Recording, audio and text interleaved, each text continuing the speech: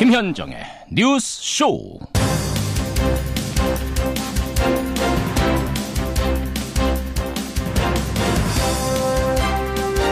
춥습니다. 철원은 영하 7.3도, 수도권에서도 올 들어 첫 서리가 내린 아침. 애청자 여러분 안녕하십니까? 10월의 마지막 날인 오늘 계절은 분명히 초겨울로 들어섰습니다. 그런데요, 계절과 반대로 봄 기운이 감지되는 곳이 있습니다.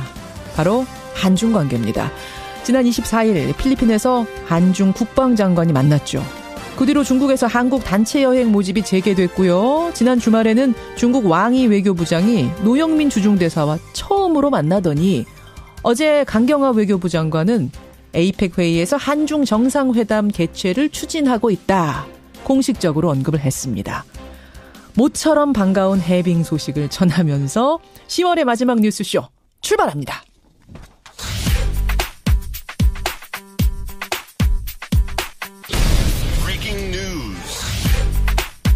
김현정의 뉴스쇼가 주목한 오늘의 포인트, 김정훈 기자 나와 있습니다. 어서 오세요, 김 기자. 네네. 첫 포인트 뭐부터 볼까요? 네, 한중 관계 살펴봐야 되겠죠. 한중 관시의 복원입니다. 사드로 정말 꽁꽁 얼어붙었었는데 복원 조짐이 보입니다. 네, 그렇습니다. 중국은 무슨 일에든 서로의 깊은 관계, 이른바 관시라고 하죠. 그렇죠. 그 관시를 전제로 하는데 예. 한중 관계 그 관시가 회복될 가능성이 엿보이는 겁니다. 예. 말씀하신 것처럼 어제 강경화 외교장관이 어제 국정감사장에서 한중 정상회담 개최를 추진하고 있다 이렇게 밝혔거든요. 예, 예. 또 사드로 경색된 한중 관계 개선에서는 사드를 추가 배치 않는다. 또 미국 미사일 방어 체제에 참여하지 않는다. 또 한미일 3국의 군사 동맹으로까지는 엮이지 않는다. 이런 원칙을 밝혔어요. 안보 동맹인 건 맞지만 군사 동맹은 아니다 이렇게 얘기했죠. 선을 그었죠. 그러자 기다렸다는 듯이 중국 외교부가 그러한 세 가지 입장을 중시한다 이런 반응을 내놨고요. 예. 이런 가운데 오늘은 문재인 정부 들어서 처음으로 한중 육자회담 수석 대표 협의도 진행이 됩니다. 그래요. 중요한 포인트였습니다. 다음은 뭔가요? 일본의 발목 잡힌 위안부 기록 유산입니다. 그러니까 일본군 위안부 기록물을 유네스코 세계기록유산으로 인정해달라라고 우리나라와 중국이 신청을 했었는데요. 그 등재 요청이 결국 보류가 됐습니다. 왜입니까? 유네스코 세계기록유산 국제자문위원회 회의 결과인데 예. 당사자들이 더 한번 대화를 해보라 이런 취지네요. 더 대화를 해봐라? 네. 위안부 기록물은 피해자 증언 기록 또 이를 뒷받침하는 각종 사료 등 2,700건인데 예. 그동안 유일하고 대체 불가능한 자료다 이런 평가를 받았어요. 그런데 분담금을 무기로 유네스코를 압박한 일본이 저지를 해서 결국 뜻을 이루지 못한 것으로 보입니다. 일본하고 우리하고 더 얘기를 해보라는 얘기입니까 지금? 예. 현실성이 없는 주문인데. 무슨 얘기를 하라는 건가요 이게? 그 위안부 기록 등재 논란이 2014년에 시작됐거든요. 예. 그래서 한중일 역사 전쟁으로까지 번졌지만 결국은 씁쓸한 결과를 안게 됐습니다. 그래요. 오늘 참 뉴스가 많은데 마지막 포인트 하나만 짚죠. 어제 오후에 배우 김주혁 씨가 숨졌습니다. 예. 네, 그가 몰던 승합차가 앞차를 들이받은 뒤에 인근 아파트 출입구 아래로 굴러 떨어지면서 사고가 났는데요. 그렇죠. 김 씨가 1차 사고 직후 가슴을 움켜잡았다 이런 목격자 증언이 있었습니다. 그래서 경찰이 오늘 부검을 통해서 정확한 사고 경위를 조사할 예정이고요. 이에 따라서 장례 일정은 미뤄졌습니다. 또 소속사 측은 이번 사고와 관련된 추측 보도를 자제해달라 이렇게 요청을 해놨네요. 참 국민적인 사랑을 많이 받던 배우인데 깊은 애도를 표합니다. 김정훈 기자 수고하셨습니다. 네. 홍종학 중소벤처기업부 장관 후보자의 자질 논란이 벌어졌고 야당은 자진 사퇴를 주장하기도 했습니다. 스물에까지 기다릴 것도 없습니다. 빨리 거취를 정하는 것만. 부의 대물림을 막아야 한다는 홍 후보자의 평소 철학과도 반한다는 논란은 커지고 있습니다. 예, 홍종학 중소벤처기업부 장관 후보자 논란이 계속되고 있습니다. 논점은 크게 보면 두 가지입니다. 하나는 평소 부의 대물림을 비판해온 언행과는 달리 장모에게 받은 부동산을 딸에게 쪼개기 형태로 증여한 부분.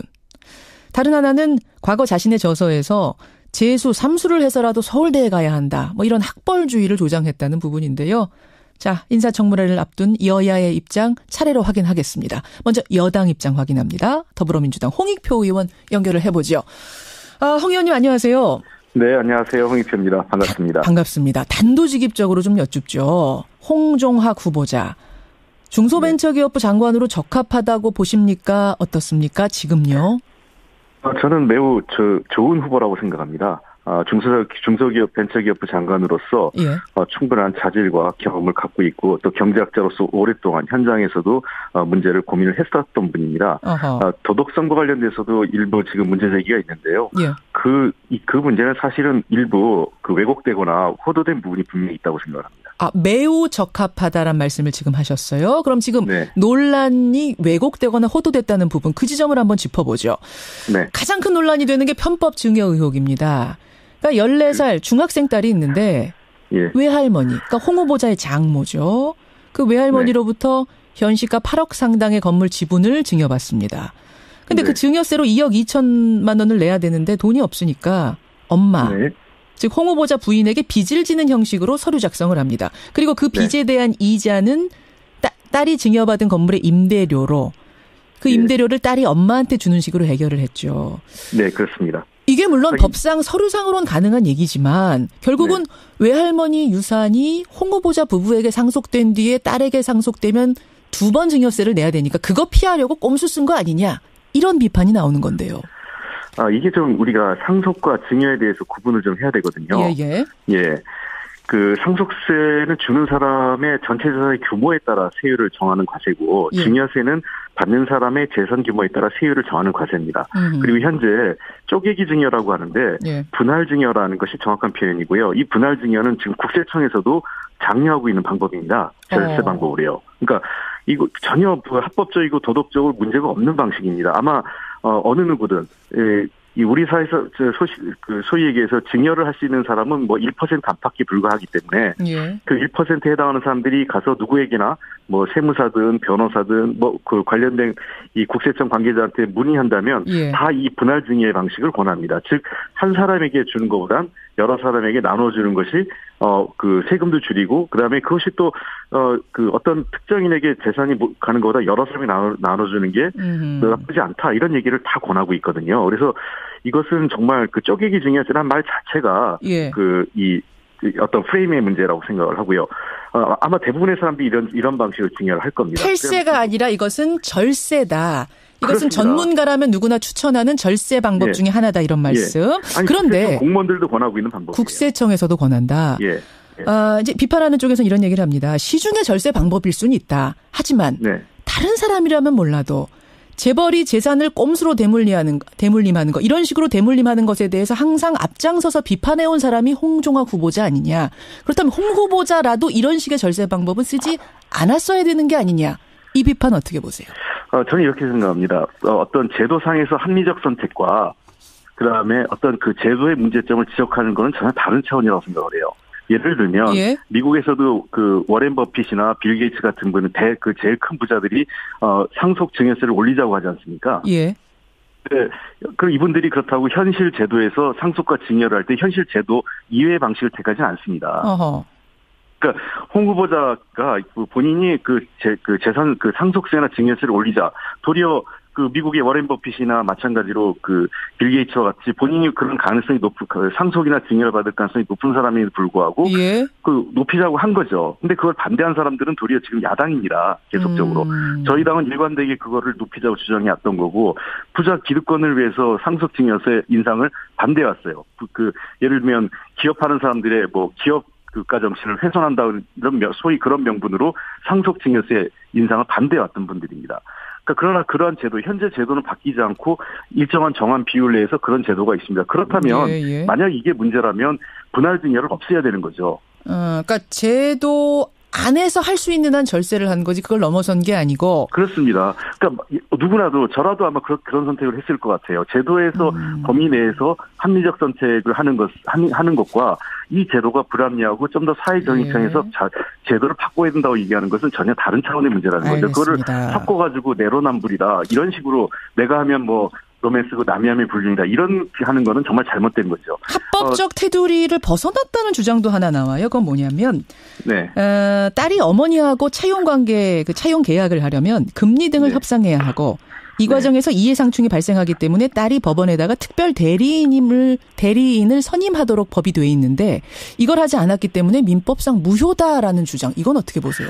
이건 너무 억지인 것 같습니다. 도리어 이것도 많은 분들이 세무 관계자들이 이런 방식으로 권하고 있는 거고요. 특히 예를 들면 이런 겁니다. 증여를 했거든요. 한 2억 원 정도. 그렇죠. 증여세가 발생했는데 그 딸이 현재로서는 그만한 돈을 갖고 있지 않습니다. 증여세를 낼 만한 돈을요.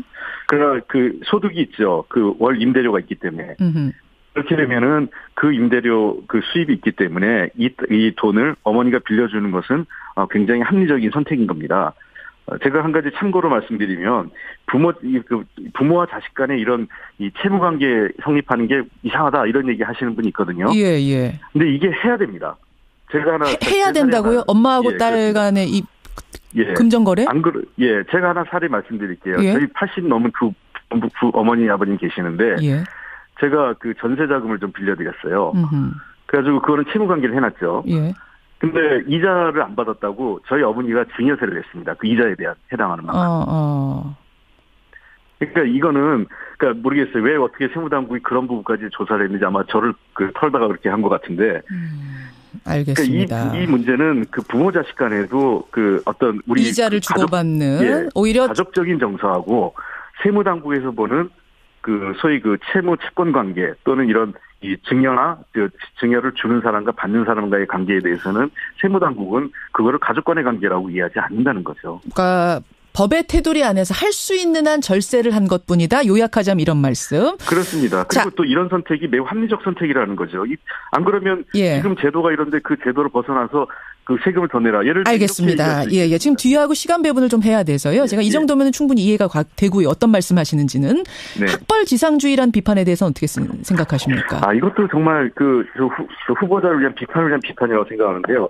이 책의 서문만 읽어봐도 그게 그렇지 않다는 걸 알 수 있을 겁니다. 그러니까 이 책 제목 자체가 삼수 사수를 해도 그 서울대를 가라. 굉장히 비상식적인 제목이지 않습니까? 꼭 서울대를 가라 이거예요? 그렇습니다. 이 서문에 뭐라고 나오냐면 현상을 감추지 않아야 문제의 본질을 파악할 수 있다. 그래서 솔직하고 담백한 느낌을 토로했다. 잘못된 현상을 부추긴다는 인성을 줄 수도 있겠으나 현재도에서 합리적 행동을 밝히는 것이 현재도를 옹호하는 것을 의미하지 않는다. 오히려 현재도에 조속한 개선을 요구하는 것으로 해석해 주기 바란다. 이런 얘기했습니다. 서문에 분명히 밝혔다. 이런 말씀. 그다음에 뒤에 서울대 나라라는 표현도 있어요. 그러니까 그리고 이분이 3년 뒤에 또 다른 책을 내는데 우리나라에서 가장 소위 얘기해서 특별하게 기여하거나 공론하는 것 없이 그 자체로서 혜택받고 모든 특권을 누리는 집단으로 재벌과 서울대를 얘기합니다. 알겠습니다. 우리나라 서울대 공학이라고 얘기합니다. 두 가지 쟁점에 대해 핵심적인 지금 문제가 없다는 그 해명 들어봤습니다. 홍익표 의원님 여기까지 말씀 듣겠습니다. 고맙습니다. 알겠습니다. 더불어민주당 의견 확인했고요. 이번에는 절대 홍종학 후보자는 안 된다라는 방침을 정한 자유한국당 연결합니다. 이철우 의원 연결이 되어 있습니다. 이 의원님 안녕하세요. 안녕하십니까. 절대 불가다. 그럼 인사청문회를 열 필요도 없다고 보세요? 자진 사퇴하는 게 가장 좋은 방법이죠. 자진 사퇴 혹은 대통령 지명철회 이렇게 돼야 된다고 보십니까? 지명철회 그런 방법을 택하는 게 좋은 방법이지만 거래 안 할 것 같아요. 이렇게 염치 없는 사람들 거래 안 할 겁니다. 근데 지금 자유한국당이 제일 문제라고 보시는 건 역시 증여 부분인가요? 증여 부분 자기 책 부분 이런 문제가 있는데 가장 문제가 있는 것은 본인은 깨끗한 척 해놓고 속은 딴 짓을 했다. 정직하지 못하다. 진실성 없다. 염치 없는 사람들. 이런 사람들이 장관이 됐을 때 누가 믿고 따르겠습니까? 자기는 자사고 폐지해라, 대물림 안 된다, 이런 것들을 이야기해놓고 본인은 자녀는 우리나라에서 돈이 가장 많이 드는 학교에 보내고 국제중학교 지금 말씀하시는 거죠? 대를 뛰어넘는 대물림하고 이런 것들만 봐도 이것은 믿을 수 없는 사람들이에요.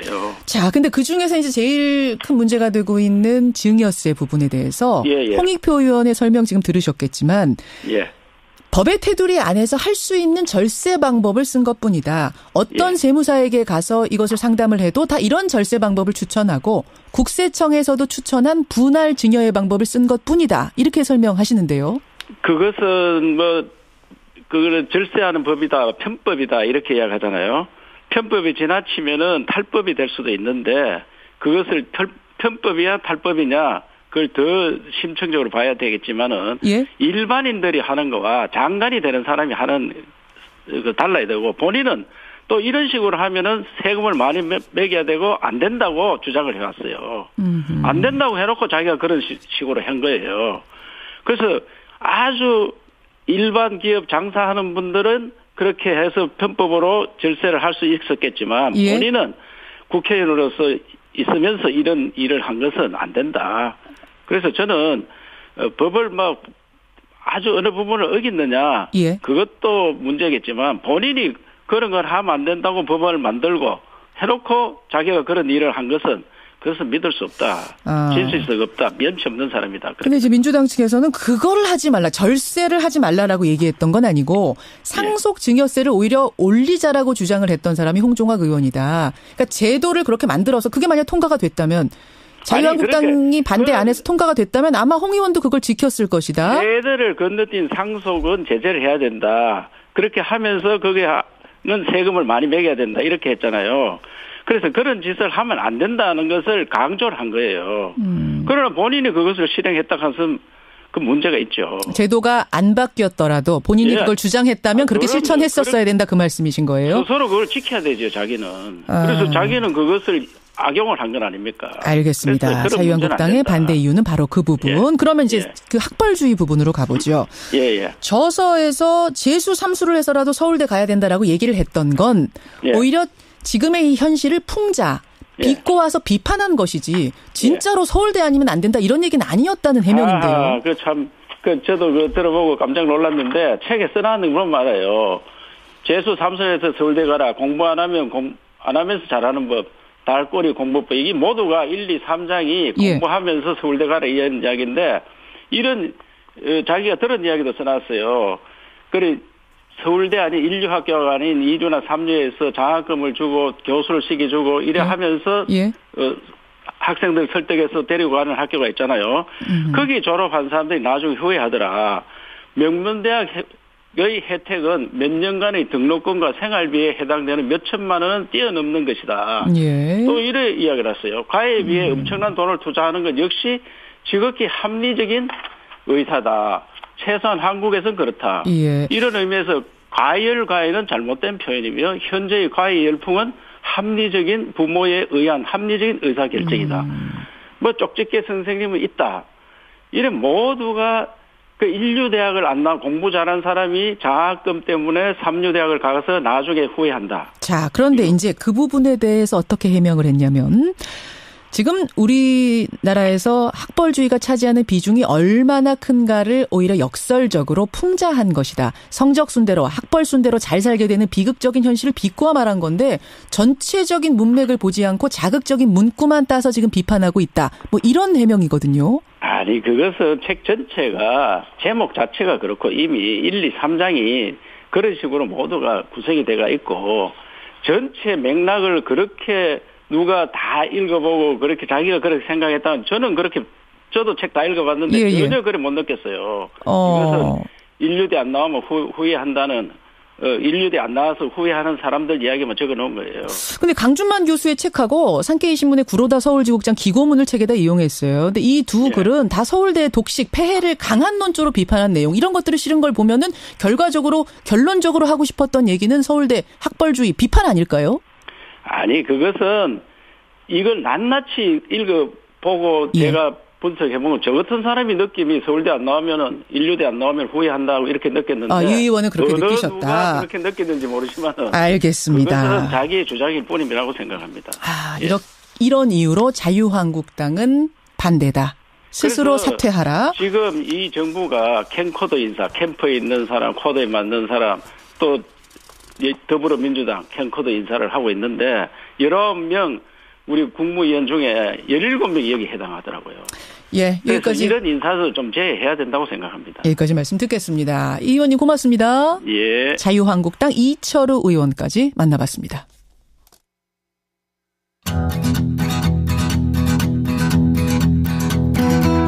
김현정의 뉴스쇼는 청취자 여러분의 참여로 이루어집니다. 트위터, 페이스북, 레인보우 게시판, 그리고 단문 50원, 장문 100원의 유료 문자 샵 1212, 우물정 1212 통해 참여하실 수 있습니다.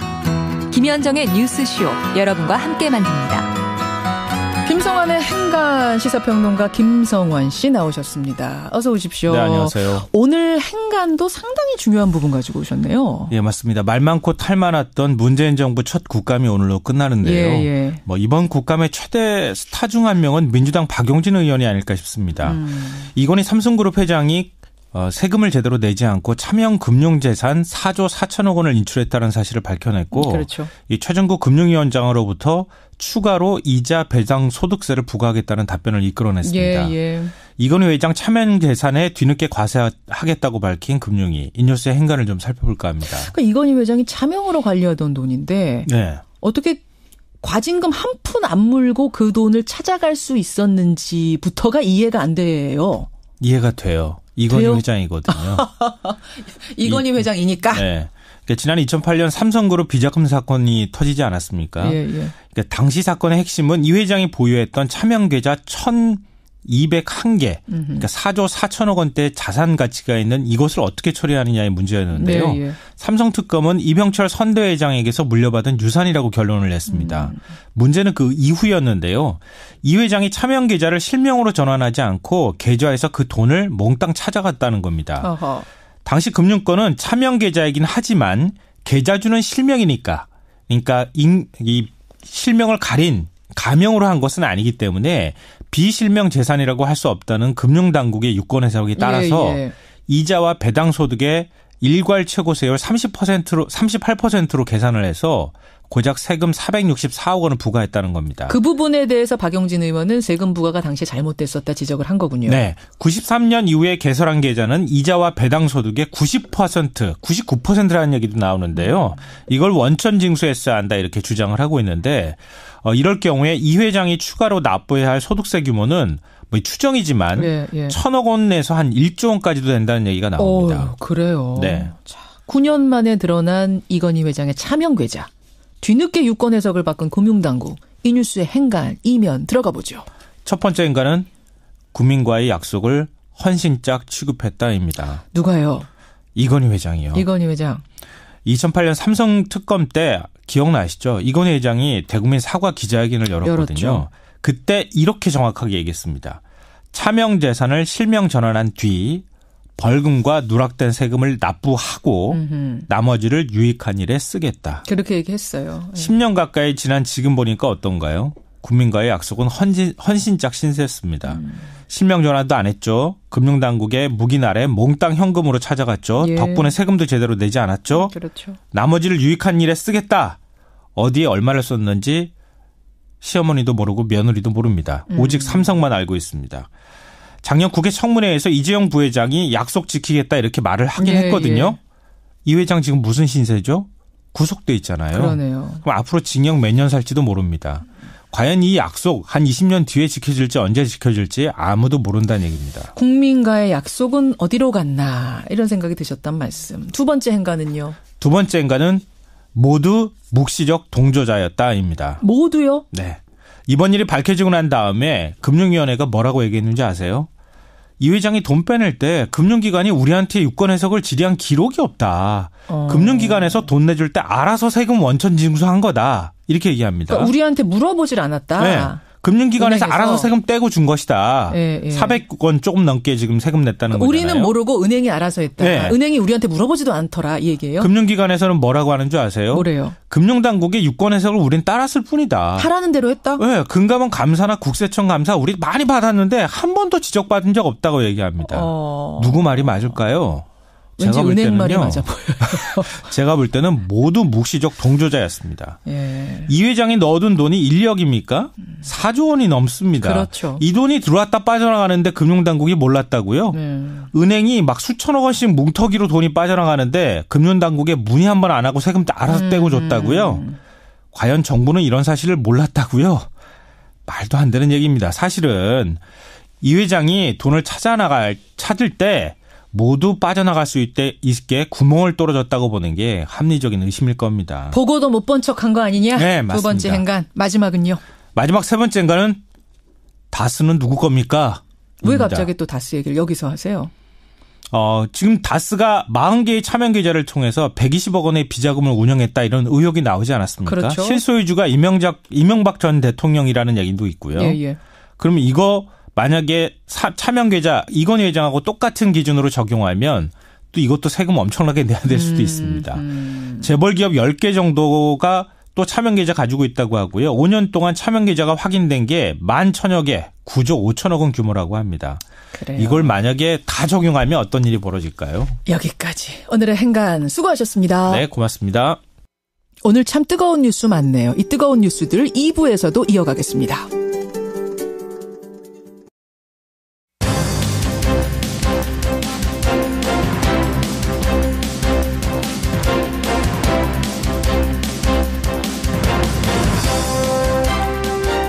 뉴스쇼 2부 출발합니다. 청취자 전우영님, 홍종학 후보자 솔직히 실망입니다. 예, 이런 분이 계시는가 하면 권진부님은 제가 볼 때는 홍종학 후보자 별 문제 없습니다. 이런 의견이 들어오는데요. 오늘 화요일에 코너 뉴스닥 있죠. 아마 허성무, 이준석 두 패널도 생각이 있으실 거예요. 거기에서 이 이야기는 좀 이어가 보도록 하고요. 오늘 2부에서는 낙태죄 얘기를 좀 해보겠습니다. 청와대의 낙태죄 폐지를 주장하는 국민청원글에 참여자가 23만 명을 넘어섰습니다. 이렇게 되면 청와대가 답을 내놔야 하는 상황이 됐는데요.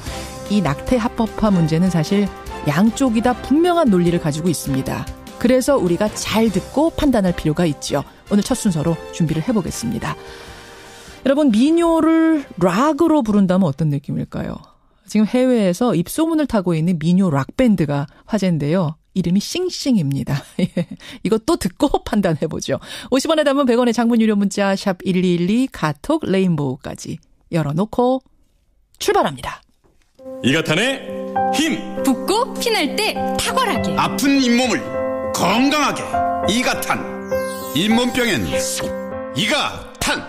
증상은 달라도 잇몸병엔 역시 이가탄입니다. 잇몸병엔 이가탄! 아시죠? 명인제약.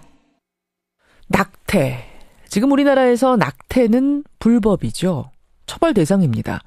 그런데요, 지난 9월 30일에 청와대 청원 게시판에는 낙태죄 폐지를 청원하는 글이 올라왔고 불과 한 달 만에 23만 명이 넘는 사람들이 참여하면서 이 낙태죄 폐지 논란이 커지고 있습니다. 특히 청와대에서는 30일 동안 20만 명 이상이 참여한 청원에 대해서는 30일 이내에 답변을 내놓겠다. 이런 입장을 밝혀놓은 상태라서 추후에 청와대가 내놓을 입장에도 관심이 모이고 있습니다. 자, 낙태죄 폐지. 다른 말로 해서 낙태 합법화. 여러분은 어떻게 생각하십니까? 양측의 입장 확인해보죠. 먼저 낙태죄 폐지를 주장하는 분이세요. 한국여성민우회 여성건강팀 김진선 팀장 연결이 돼 있습니다. 김 팀장님, 안녕하세요. 네, 안녕하세요. 낙태를 합법화하자 주장하시는 이유가 뭘까요? 이제 저희는 낙태보다는 임신중절이라는 말을 쓰고 있는데요. 임신중절? 네네. 임신중절을 비범죄화해야 한다는 것이 뭐 자유롭고 활발하게 임신중절을 하는 세상을 바라는 것은 아니고요. 예.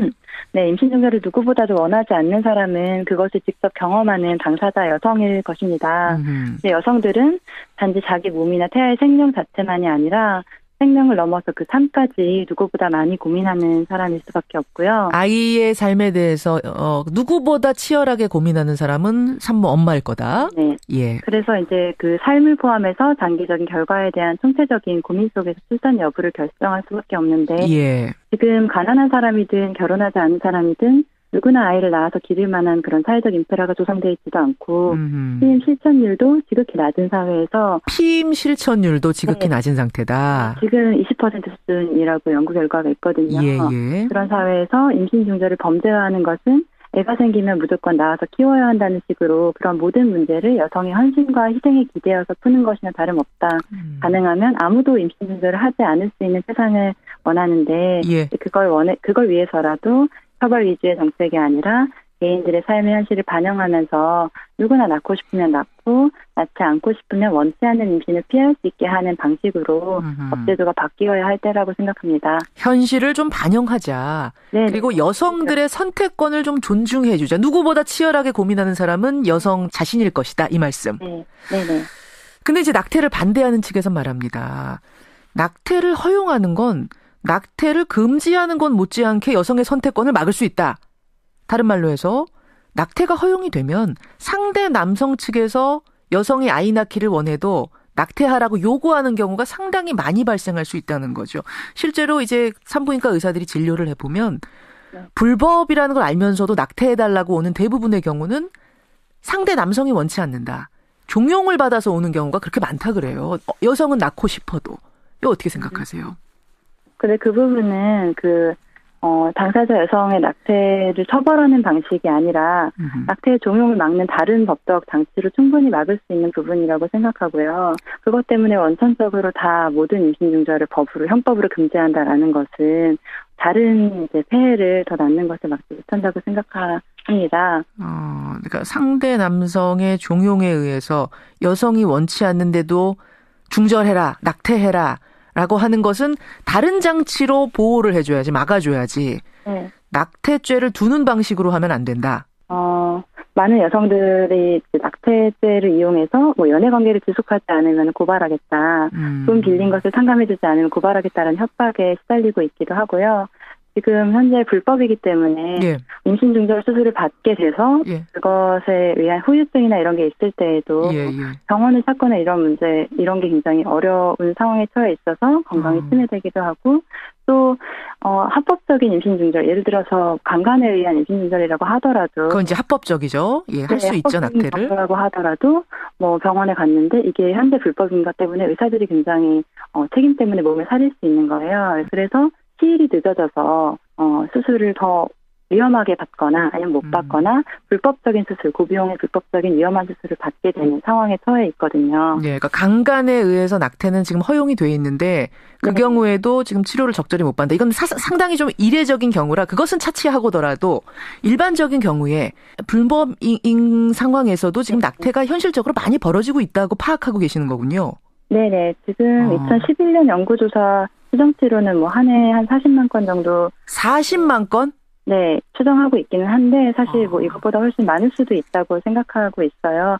왜냐하면 이제 PM 실천율도 낮고 아이를 낳아 키울 수 있는 제대로 된 인프라가 조성되어 있지 않기 때문에. 알겠습니다. 한 해에 40만 명이 불법적으로 지금 낙태를 받고 있는 게 현실이라면 물론 추정치긴 하지만 이게 현실이라면 차라리 합법화해서 양지에서 낙태하게끔 하고 관리받게끔 하자.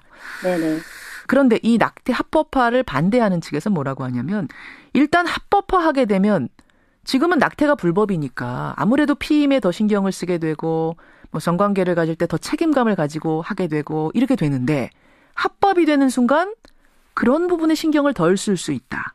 낙태 수술을 하는 경우가 지나치게 많아질 수 있다. 이런 의견이 있습니다. 어떻게 보세요? 네.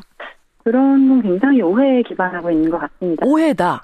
그러니까 임신 중절을 곧 무책임함이나 성적인 문란함에 연결시키는 것은 굉장히 현실에서 동떨어져 있는 고정관념이라고 생각하고요. 네, 그러니까 낙태죄가 폐지된다고 해서 임신 중절 해야겠다라고 생각하면서 그걸 자유롭게 더 편하게 생각할 여성들은 아무도 없을 거라고 생각합니다. 그것은 몸에 당연히 부담이 가는 일이고, 임신 중절을 범죄화하고 있는 국가가 임신 중절률이 더 낮다거나 그렇지는 않거든요.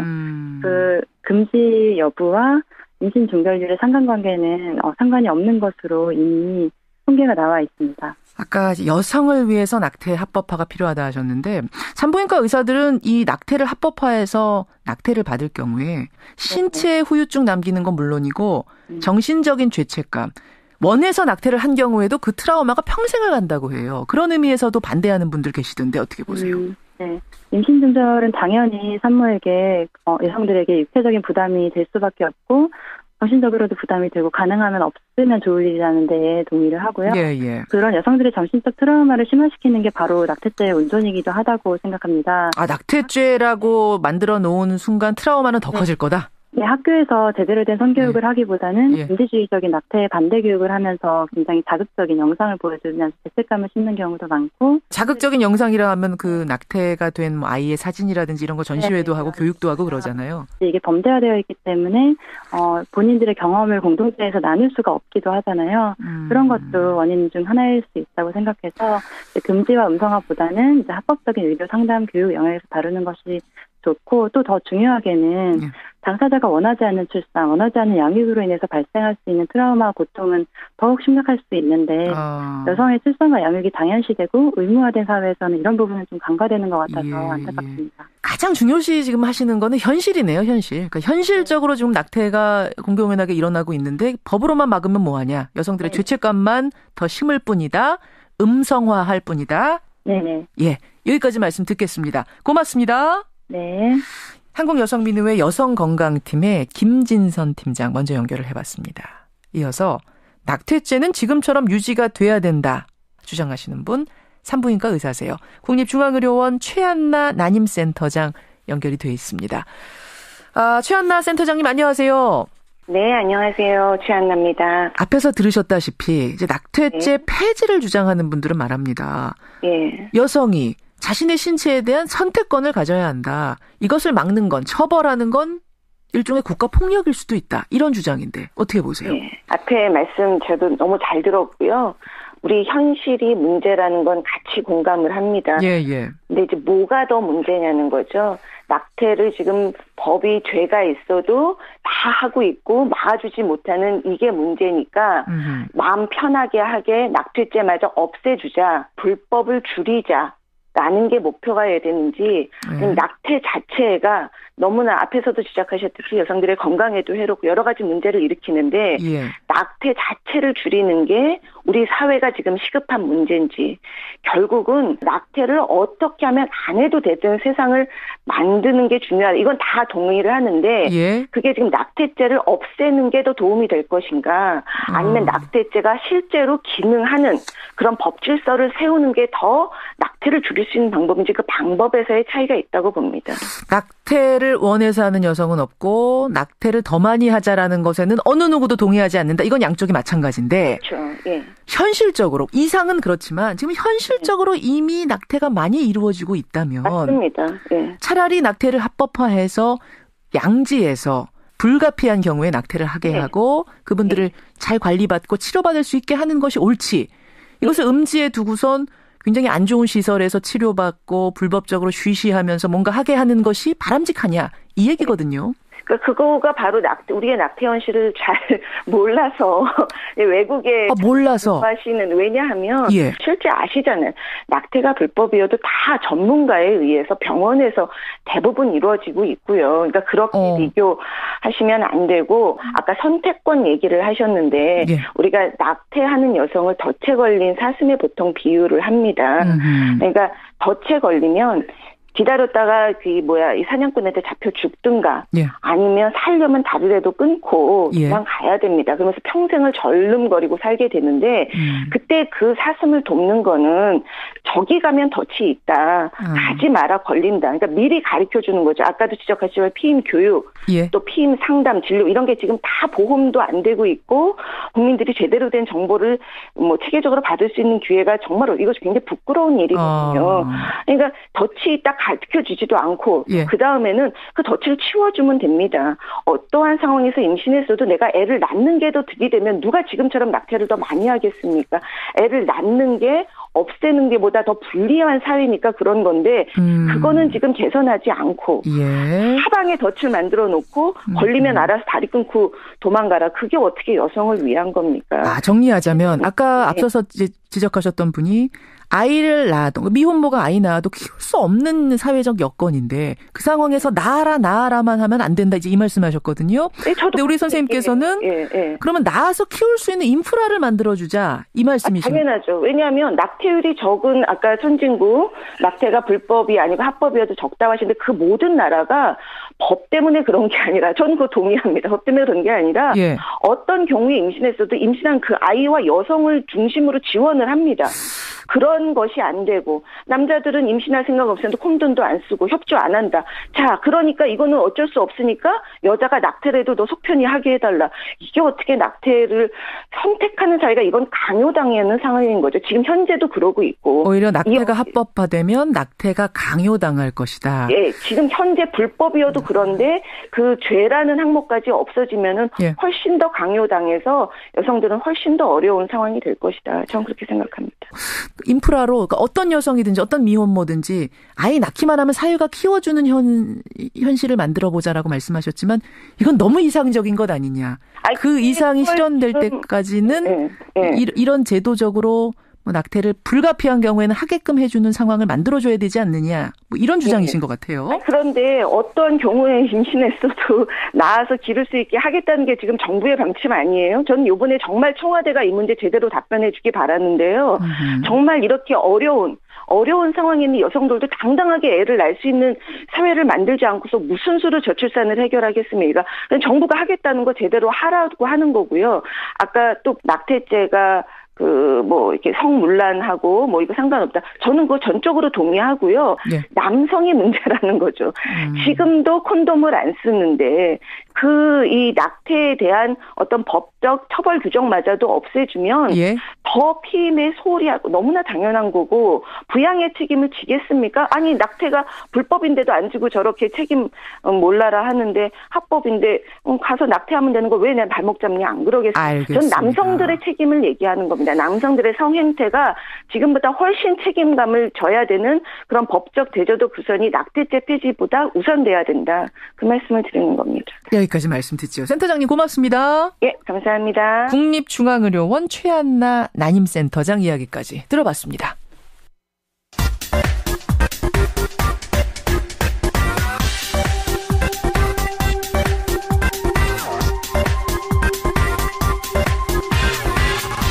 미국에는 나스닥, 우리나라엔 코스닥이 있다면 뉴스쇼에는 뉴스닥이 있습니다. 뉴스쇼 증권시장 뉴스닥 오늘도 두 분 나오셨어요. 세미래정책연구소 허성모 소장님 어서 오십시오. 예, 안녕하세요. 바른정당 이준석 최고위원 어서 오십시오. 네, 안녕하십니까. 두 분 오늘 상한가 한가 정해 오셨죠? 예, 정해왔습니다. 오늘 상한가는 기아 아닙니까? 기아? 어제 사실은 저는 5대0이길래 TV 보다가 이제 기아가 이기는구나 하고서 뭐 잠시 다른 일을 했어요. 뭐 뉴스 보고 다른 일 하다가 10시 반에 켰는데 6대5가 7대6이죠. 7대6이 돼 있고 말로인 상황인 거예요.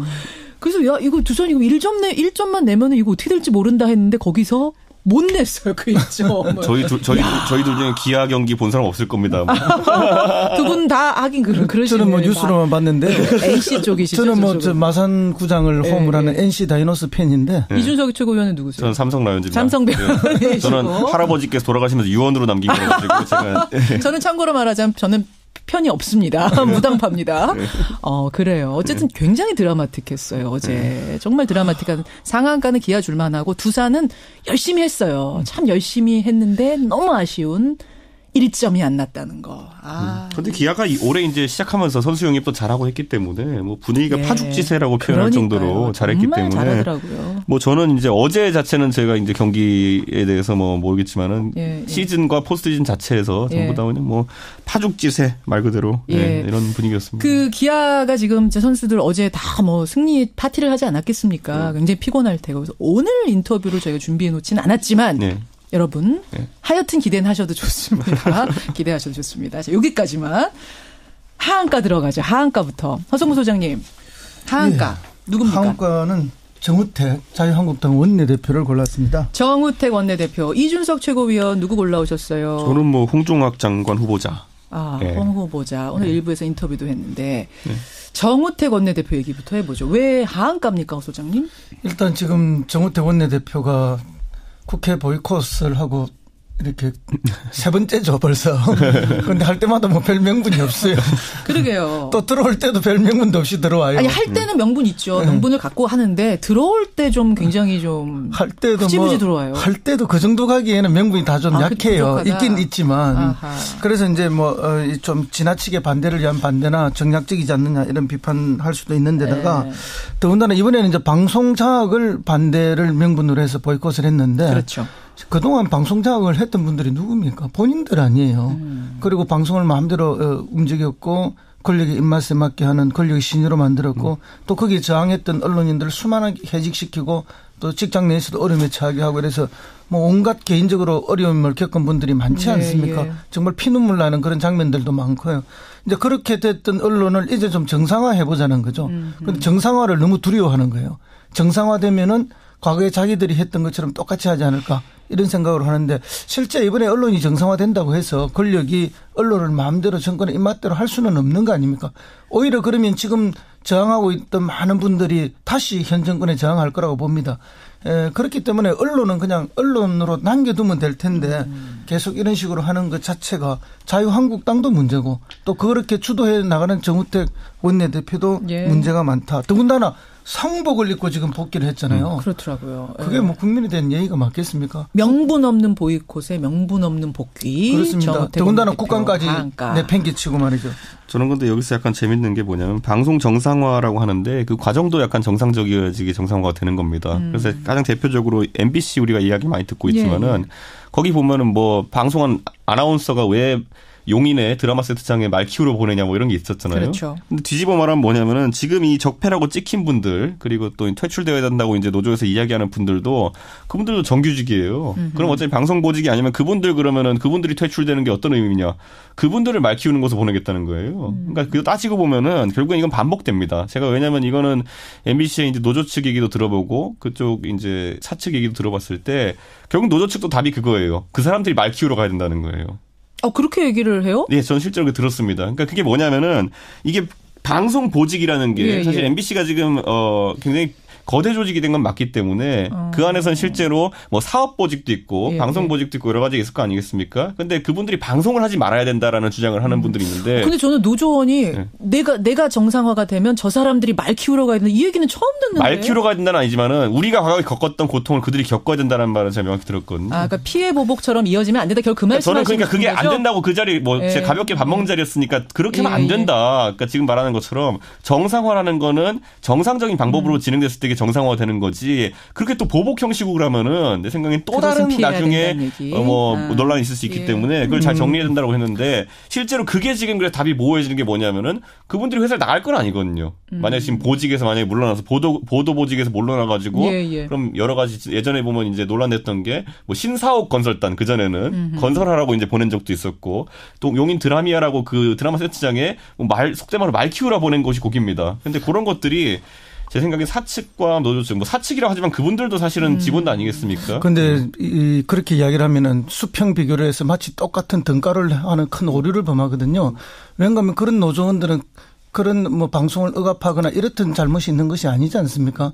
그런데 이제 지금 현재 문제가 되고 있는 지적당하는 분들은 방송을 어떤 공익의 도구로 쓴 것이 아니라 사익의 도구나 또는 억압의 도구로 썼던 분들이거든요. 거기에 대한 어떤 책임을 물을 수는 있다고 봅니다. 그러나 이제 그것도 보복적으로 책임을 물어서는 안 된다는 것은 동의하지만 그렇게 단순 수평 비교를 해가 등치시키는 거는 굉장히 큰 오류가 있다고 생각하고요. 저는 제가 말한 것처럼 결국에는 노조 측도 지금 이제 어느 정도 8분 응선 넘었기 때문에 유화적인 제스처를 취해가지고 예를 들어 지금 보면 우리 알고 있는 사람들 뭐 누구는 부역자다 이런 식으로 몰아붙이는 사람들 있지 않습니까? 근데 그런 것 자체가 제 생각에는 결국엔 또 다른 나중에 갈등의 씨앗을 남길 거라 봅니다. 그 지적은 참 좋은 지적인데요. 원래 하다 보면은 또 이렇게 여러 분들이 같이 있다 보면은 그렇게 강한 주장을 하는 분도 있고 합리적 주장 다양한 게 있기 때문에 그건 뭐 지적은 좋은 지적입니다만 너무 걱정 안 하셔도 됩니다. 제가 정리하겠습니다. 결국 방송 정상화가 돼야 된다.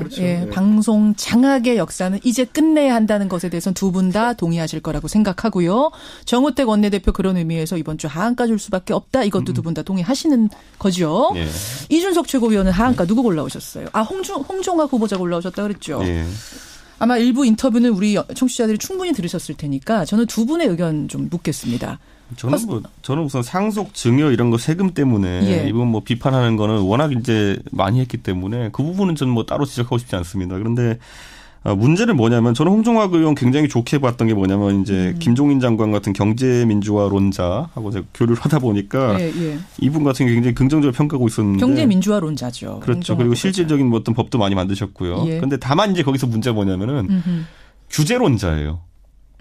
규제론자라는 건 뭐냐면은 결국에는 뭔가를 막는 일 형태로 이걸 추진하는 분이거든요. 그러다 보니까 이분이 했던 게 뭐 대형마트 규제라든지 이런 것도 상당하고 이랬거든요. 근데 저는 그것도 좋게 봅니다. 그럼 다만 이제 그 궁합이 맞느냐. 그러니까 중벤부 우리가 중소기업 벤처 일을 하는 중소벤처기업부 장관이라는 거는 벤처 그러면은 이제 벤처 사는 사람들이 원하는 것은 무엇이냐라고 하면은 규제 좀 풀어라예요.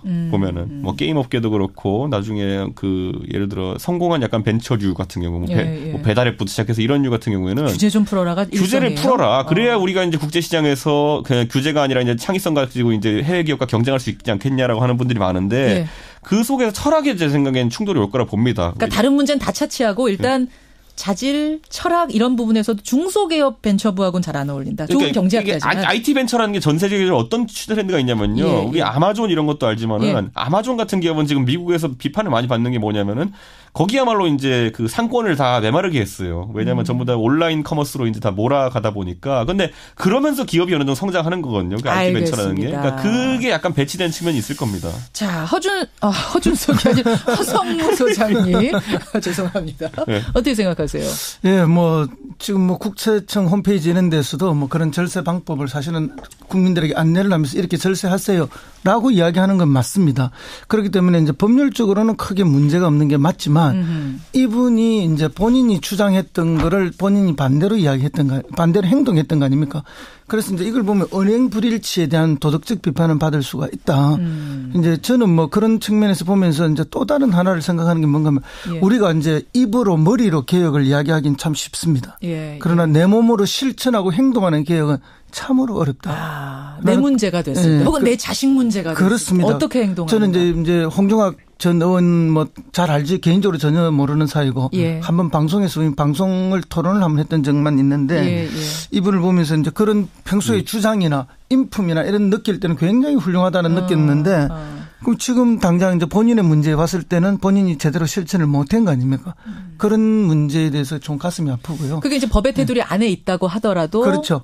근데 법률적으로는 문제될 게 없고 심지어 국세청 홈페이지 조사도 이런 식으로 절세를 하고 정의를 해라고 인정하더라도 국민 정서나 이분이 장관 후보자라는 측면에서 봤을 때는 아쉬운 점이 그렇죠. 있다. 국민 정서법 위반이죠. 국민 정서법 위반이다. 왜냐하면 본인이 또 이미 주장을 많이 했었기 때문에 이제 그러나 뭐 객관적으로 법을 위반한 것은 아니기 때문에 이것을 구분해서 볼 필요는 있다. 국민 여론이 그 부분이 중요하겠네. 국민 이거 허용하느냐 안 하느냐 이 부분이 중요하고. 그렇습니다. 자질 면에서는 어떻게 판단 가능하세요? 능력은 아주 뛰어난 분이죠. 뛰어난 분이라고 제가 토론을 해봤는데 뭐 아주 경제학 또 경제 현상에 대한 분석도 뛰어나고요.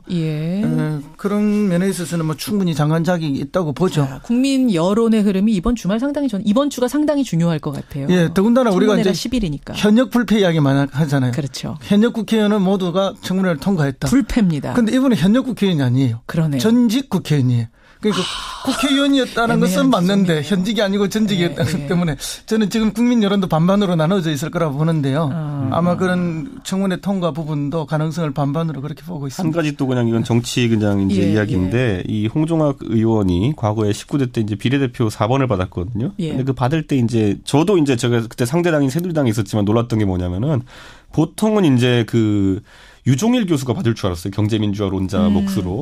그러니까 유종일 교수가 받을 거라 다 생각하고 있었는데 그분이 배제되고 이제 그 홍종학 의원이 비례를 받으니까 많은 사람들이 했던 게 뭐냐면 유종일 교수는 정동영계이기 때문에 이제 또 배척됐구나라고 생각했거든요. 그런 얘기가 있었어요. 그때 그게 굉장히 보도도 많이 되고 했습니다. 그렇기 때문에 이번에 아마 이 부분에 있어가지고 제가 판단하기로는 적어도 국민의당의 협조를 받긴 굉장히 어려울 거다. 왜냐면 그 당시 왜냐면 그때 4번 받은 게 그때 그 민주통합당이 그 당시 시민사회가 합쳐지면서 이제 들어간 거였는데 이분이 홍종학 후보자가 경실련 몫으로 이제 받은 건데 그러다 보니까 그 당시 오히려 선거 전에 경제민주화론자로 가장 대표적으로 뜨던 유종일 교수 같은 경우에는 마지막에 이제 속된 말로 물 먹은 거거든요, 공천에서. 그래서 그 부분에 있어가지고 정치적으로도 약간 좀 정치공학적으로 볼 때 대척 지점에 있는 그런 분들도 있다. 그래서 국민의당이 어떤 힘을 실어줄 지켜봐야 될 것 같습니다. 알겠습니다. 홍종학 후보자 하여튼 지금 상당히 괴로운 상황일 것 같아요. 그것만은 분명해요. 하한가 주셨습니다. 상한가 넘어가 보죠.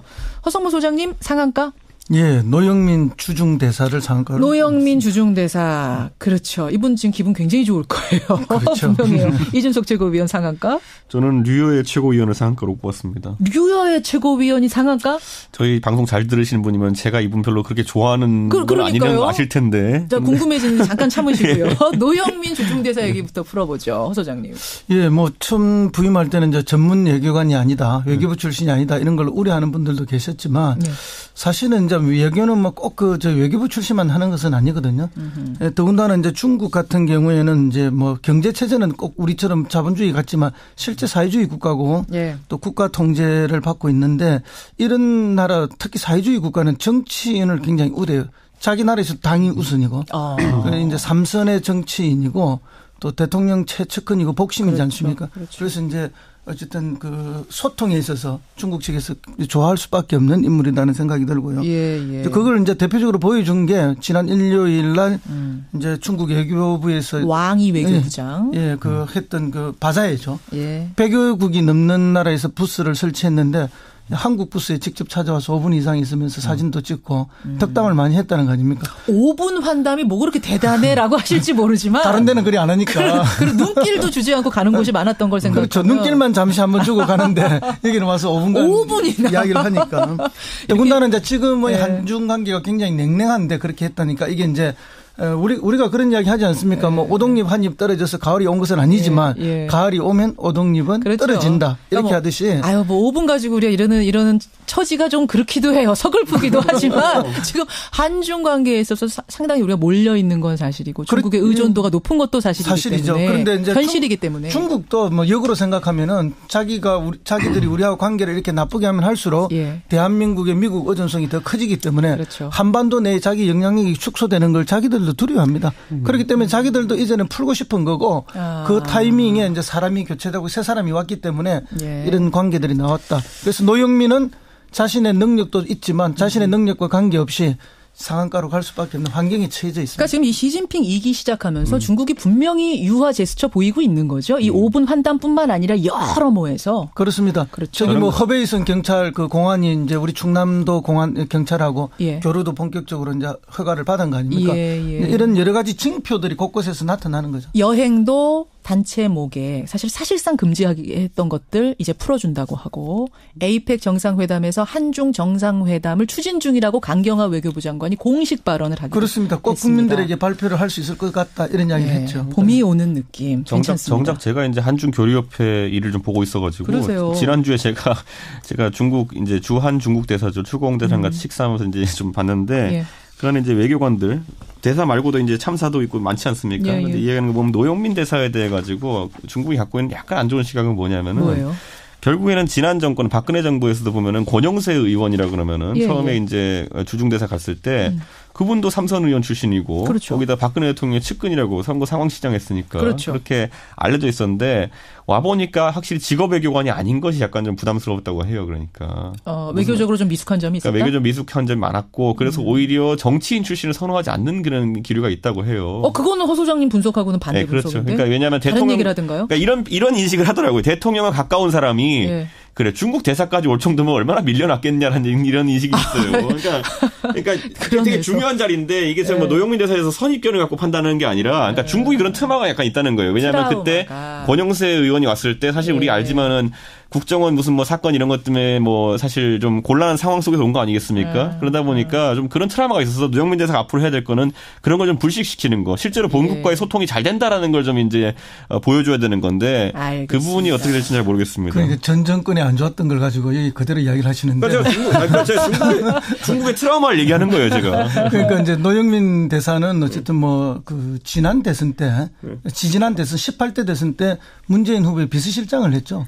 그리고 지난 19대 대통령 선거 문재인 당선될 때에는 어쨌든 총괄 조직 팀장을 했어요. 밀려난 사람 아니다. 그러니까 전혀 아니에요. 전혀 아니랍니다. 오히려 노무현 대통령이 문재인 대통령이 철저하게 배려해서. 알겠습니다. 아니 근데 제가 그냥 굳이 이거를 이렇게 표현하자면은 노영민 의원이 아주 뭐 지역에서 탄탄하신 분인데 공천 못 받은 이유가 뭐겠습니까? 그 당시에 국회에서 본인이 시집한 것 때문에 그렇죠. 카드 결제기까지 놓고 이제 그 시집을 팔아가지고 이제 그것 때문에 공천도 못 받은 건데 제가 봤을 때는 근데 이제 그거는 민주당 입장에서는 오해가 많은 거죠. 국회의원 공천도 못 줄 사람인데 그 사람이 중국 대사 해라라고 이제 한 거 아닙니까? 중국 입장에선 그거 서운할 수도 있다. 중국 입장에서 모르겠습니다. 저희가 봤을 때도 그러니까 이 사람은 이것도 안 되는데 이걸 하겠다라고 한 거 아닙니까? 허 소장님은 중국은 알 거다 그 속사정을. 다 알고 진짜 측근이라는 것도 알고. 중국이 아무것도 안 하는 나라가 아니지 않습니까? 대한민국 속사정을 99% 다 파악하고. 알겠습니다. 여기까지만. 자, 여기까지만. 노영민 대사 한번 나오셔야겠네요. 인터뷰로.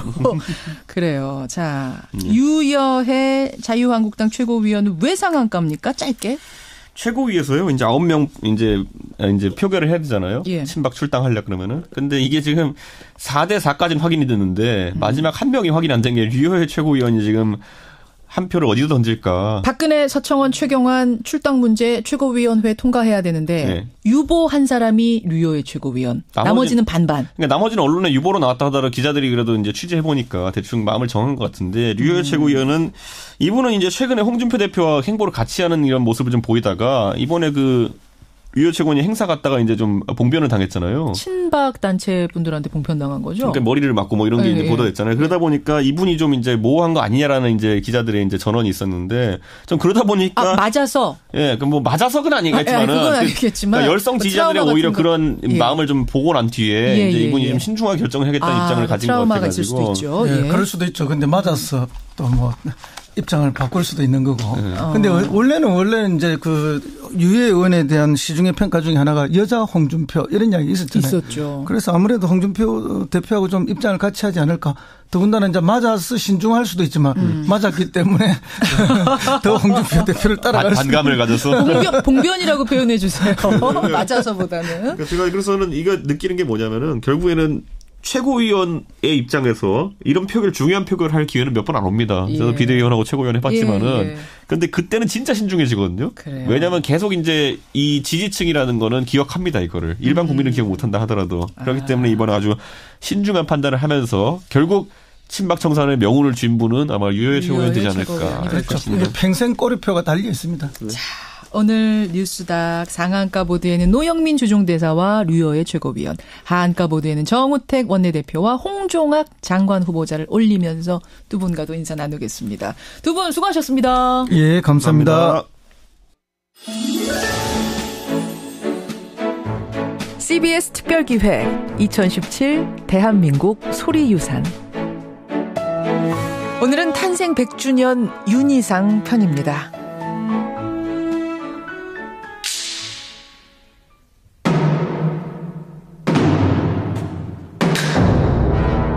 (2017년 9월 17일은) 윤희상 탄생 100주년이 되는 날.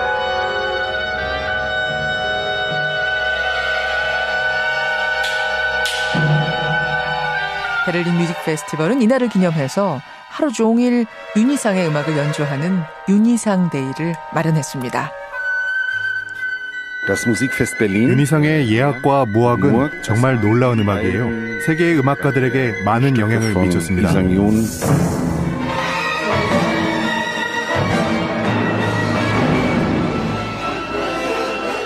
우리나라의 경기 필하모닉 오케스트라가 아시아 최초로 이 축제에 초대받아 윤희상의 음악을 연주합니다.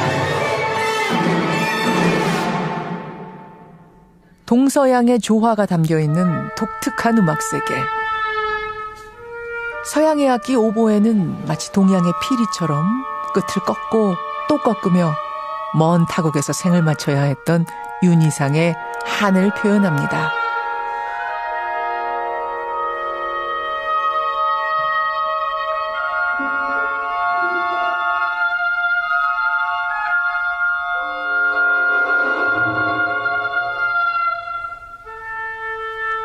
윤희상 선생님이 그렇게 말씀을 하셨어요. 그러니까 나는 이제 나이가 많고 건강도 좋지 않고 맨 마지막에 남은 목표는 통영에 가서 조용히 앉아서 내 마음속으로 음악을 듣는 거라고.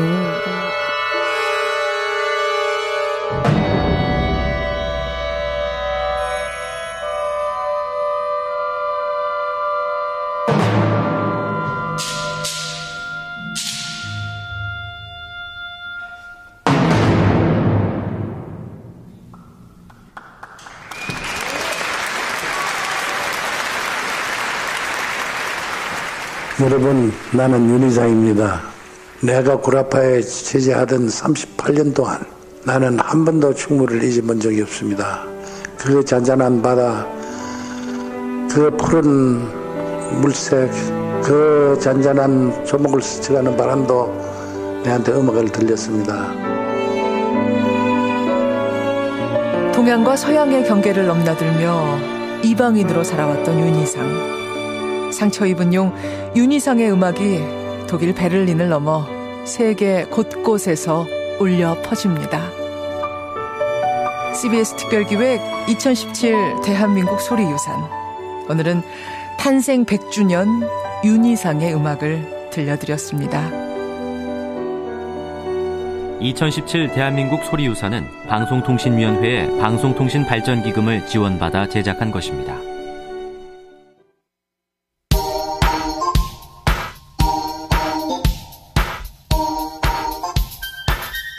김현정의 뉴스쇼 CBS 라디오와 함께하고 계십니다. 저는 퇴근길 시사자키 정관용입니다. 낙태에 대한 여러분의 문자 뜨겁습니다. 3152님, 여성의 몸을 왜 국가가 강제하는지요? 여성인권 제한하는 낙태죄 없어져야 합니다.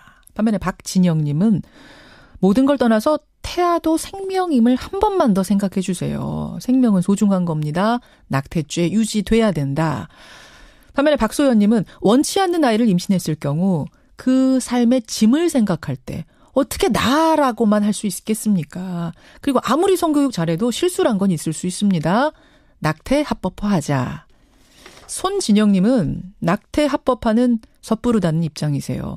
현실적으로 낙태를 많이 하니까 이걸 합법화하자. 그런 논리라면은 성매매도 같은 논리로 합법화돼야 되는 거 아닙니까? 선택권 얘기라면 자살도 그럼 선택 아닙니까? 라는 4437님의 의견도 들어오고 있습니다.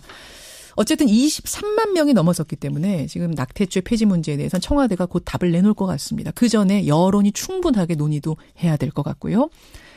홍종학 후보자 논란과 관련해서는 이수흥님, 엄마랑 딸이 채무채권 관계가 되면서 세금을 한 푼도 내지 않았다는 건 비판적으로 볼 수밖에 없다. 이런 말씀이신데 세금을 안 낸 건 아닙니다. 증여세를 냈습니다. 하지만 그 딸이 증여세를 내기 위해서 엄마한테 이제 빚을 진 거죠. 다음에 고명성님, 이런 분들은 또 부모의 기본적인 마음이 그렇다. 국제중학교 보낸 것까지 홍종학 후보자 뭐라고 해선 안 된다라는 문자도 들어옵니다. 자, 여러분의 의견 고맙습니다.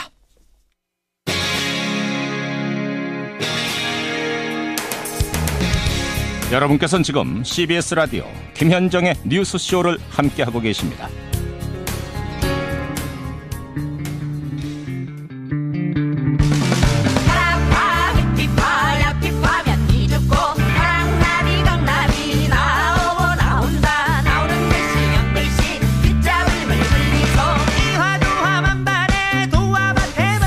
여러분 이 노래 어떠십니까?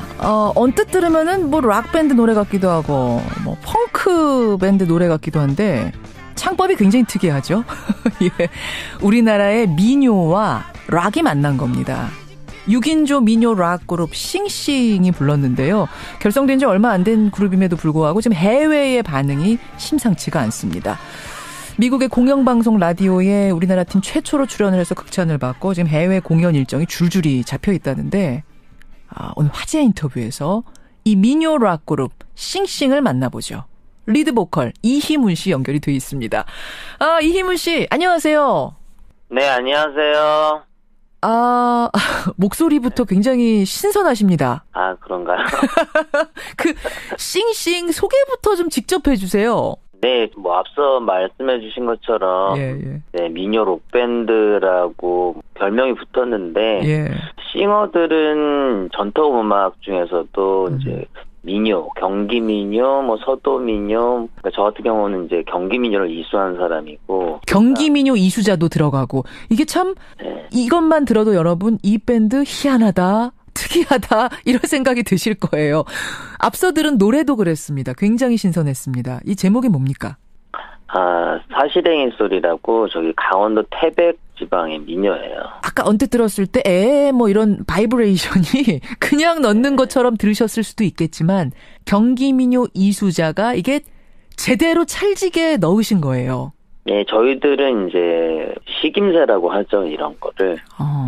경기 민요에서는 방울목이라 그래서 그 목에 이제 방울이 들어간 것 같이 뭔가 이게 떼글떼글 굴러가는 그런 어떤 목소리를 말하기도 하고. 야, 그렇게 해서 새로운 장르가 탄생했는데 그게 우리나라에서 먼저 알려진 게 아니라 지난 9월 미국의 공영 라디오 방송 NPR 프로그램 중에 굉장히 유명한 프로그램이 있습니다. 타이니 데스크 콘서트라고 이제 우리나라에서도 많은 분들이 아세요. 저희 싱어들은 사실 몰랐어요. 그 프로가 뭔지는 잘 몰랐고 그 미국 투어 일정 중에 투어가 너무 이제 매일같이 있어가지고 너무 힘들었거든요, 사실은. 예. 그날도 이제 뭐 일어나가지고 워싱턴까지 가서 녹화를 했는데 거기 프로듀서 분이 너무 좋아하시는 거예요. 저희를 보자마자. 뭐라고 표현하던가요? 어메이징이죠. 어메이징. 정말 놀랍다. 신선했을 거예요. 맞아요. 그러니까 이제 그 프로듀서 분은 그해 초에 뉴욕에서 열리는 가장 큰 그 아트마켓이 있어요. 거기서 이제 많은 프로듀서 분들이 본 거죠, 저희를.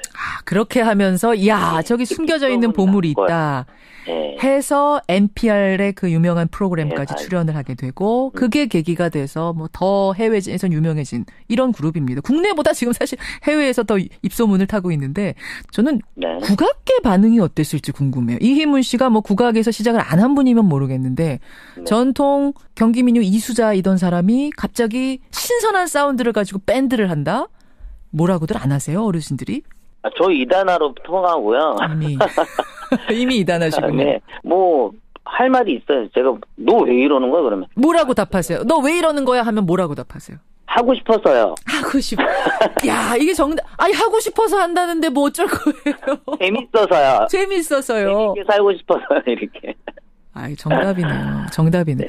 재미있게 즐기고 싶어서 민요를 하던 사람이 락을 만나서 민요 락을 하는데 이 재밌게 본인이 재밌게 하는데 관객들이 동화되지 않을 리가 없죠. 관객들도 즐거워하고 결국은 사실은 명절 때만 듣는 게 이제 민요였는데 말이죠. 싱싱을 통해서 민요에 우리 신세대들도 뭐 10대들도 20대들도 가까워질 수 있는 또 이 긍정적인 효과가 있거든요, 분명히. 예, 제 싱싱을 하면서 그거를 굉장히 많이 느꼈어요. 그러니까는 그 젊은 분들 같은 경우는 이렇게 인터넷을 통해서 다 찾아가지고 공연 현장에 스마트폰을 이렇게 보면서 같이 따라 부르는 걸 보고 깜짝 놀랐어요. 와, 그렇군요. 우리가 일부러 이거를 친절하게 어떤 노래다, 어떤 이런 가사다, 이런 거 가르쳐 주지 않거든요. 안 왔는데도. 그러는데도 본인들이 다 찾아서 듣는 걸 보니까 그래, 이게 맞는 거지. 좋으면은 따라오는 건데. 그렇죠. 저는 사실은 국악의 대중화에 대해서 굉장히 부정적이었었어요. 그것이 외친다고 되는 게 아니라는 거를 저는 계속 체감하고 있었거든요. 그렇죠. 왜냐면은 그 전통음악 하는 그 공연장에 가보면 이제 알아서 먼저 좋으시죠 여러분 좋으시죠 이렇게 앞에 붙이니까 맞아. 좋으시죠 물어보는데 나쁘다고 얘기할 사람은 없잖아요 거기서. 없죠. 네, 그래서 저도 좋으시죠 이렇게 했다가 멤버들한테 혼났잖아요. 영경하고 강요하지 마라. 강요하지 마 그런 얘기 하지 마. 그냥 해 아무 말도 하지 마. 아무 말도 하지 마. 근데 이제는 강요하지 않는데도 찾아서 따라 부르는 좋습니다. 밴드 싱싱. 더 많은 사람들이 싱싱의 음악을 알고 즐길 수 있게 어떤 계획들 좀 세워놓고 계세요? 벌써 이제 내년 어떤 해외 투어들이 지금 계속 잡히고 있는데요. 저희 노는 컨셉이라서요.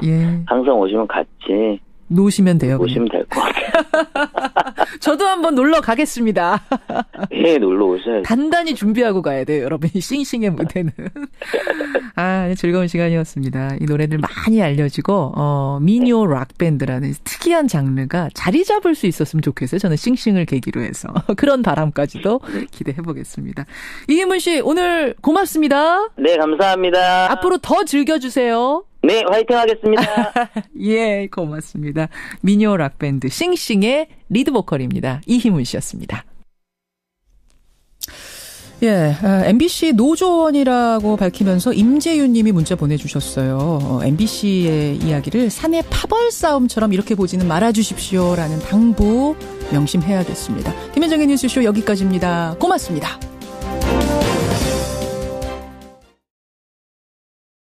쓰겠다. 그렇게 얘기했어요. 10년 가까이 지난 지금 보니까 어떤가요? 국민과의 약속은 헌신짝 신세였습니다. 실명 전환도 안 했죠. 금융당국의 묵인 아래 몽땅 현금으로 찾아갔죠. 덕분에 세금도 제대로 내지 않았죠. 그렇죠. 나머지를 유익한 일에 쓰겠다. 어디에 얼마를 썼는지 시어머니도 모르고 며느리도 모릅니다. 오직 삼성만 알고 있습니다. 작년 국회 청문회에서 이재용 부회장이 약속 지키겠다 이렇게 말을 하긴 했거든요. 이 회장 지금 무슨 신세죠? 구속돼 있잖아요. 그러네요. 그럼 앞으로 징역 몇 년 살지도 모릅니다. 과연 이 약속 한 20년 뒤에 지켜질지 언제 지켜질지 아무도 모른다는 얘기입니다. 국민과의 약속은 어디로 갔나 이런 생각이 드셨단 말씀. 두 번째 행간은요? 두 번째 행간은 모두 묵시적 동조자였다입니다. 모두요? 네. 이번 일이 밝혀지고 난 다음에 금융위원회가 뭐라고 얘기했는지 아세요?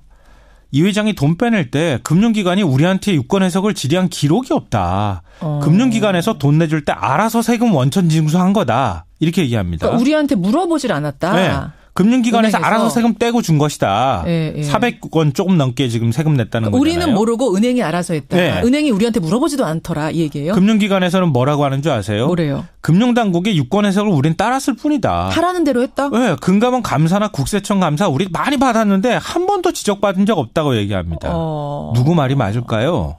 왠지 은행 말이 맞아 보여요. 제가 볼 때는 모두 묵시적 동조자였습니다. 예. 이 회장이 넣어둔 돈이 1억입니까?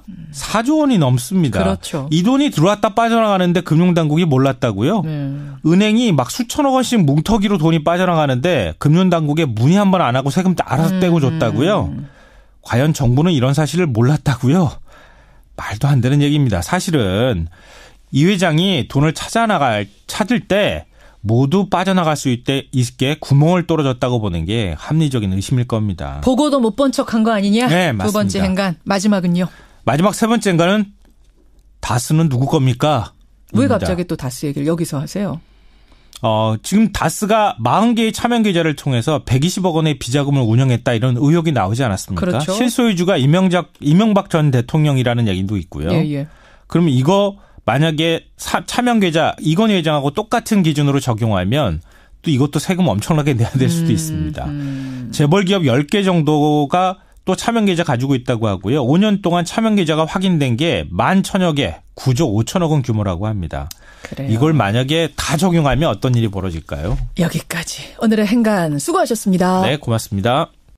오늘 참 뜨거운 뉴스 많네요. 이 뜨거운 뉴스들 2부에서도 이어가겠습니다.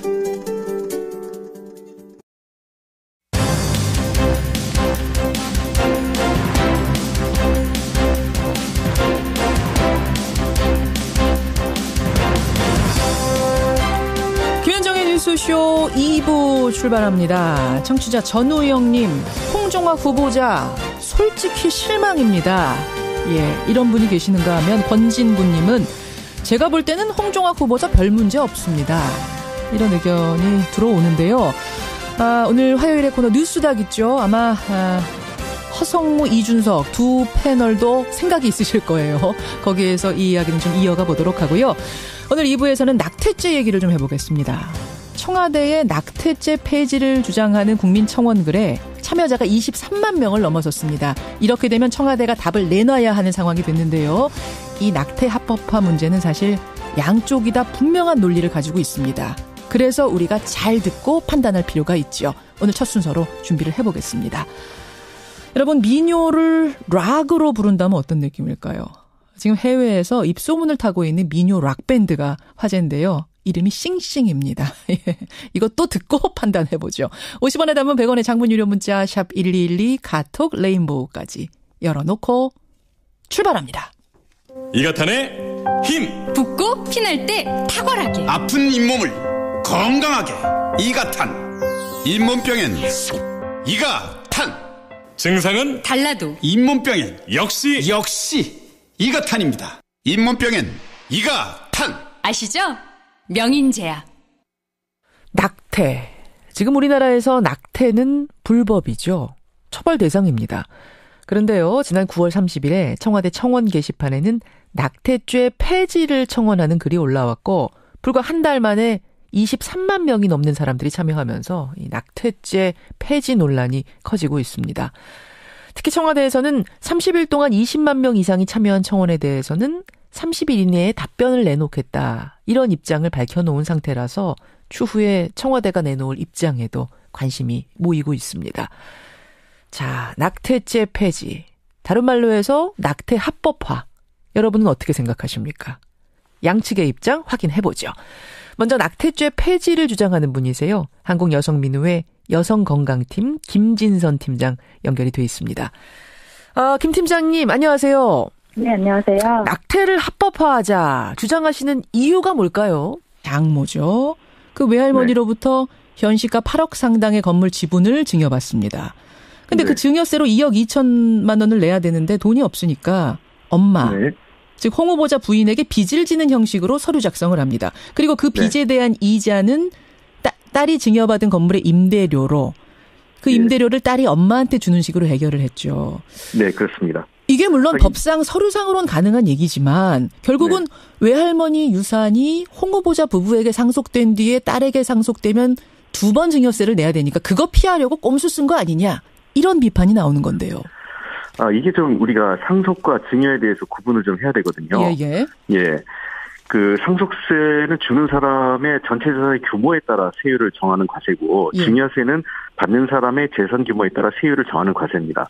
그리고 현재 쪼개기 증여라고 하는데 분할 증여라는 것이 정확한 표현이고요. 이 분할 증여는 지금 국세청에서도 장려하고 있는 방법입니다. 절세 방법으로요. 그러니까 이거 전혀 합법적이고 도덕적으로 문제가 없는 방식입니다. 아마 어느 누구든 우리 사회에서 소위 얘기해서 증여를 할 수 있는 사람은 뭐 1% 안팎에 불과하기 때문에 그 1%에 해당하는 사람들이 가서 누구에게나 뭐 세무사든 변호사든 뭐 그 관련된 이 국세청 관계자한테 문의한다면 다 이 분할 증여의 방식을 권합니다. 즉 한 사람에게 주는 것보단 여러 사람에게 나눠주는 것이 그 세금도 줄이고 그다음에 그것이 또 그 어떤 특정인에게 재산이 가는 것보다 여러 사람이 나눠주는 게 나쁘지 않다 이런 얘기를 다 권하고 있거든요. 그래서 이것은 정말 그 쪼개기 증여세라는 말 자체가 이 어떤 프레임의 문제라고 생각을 하고요.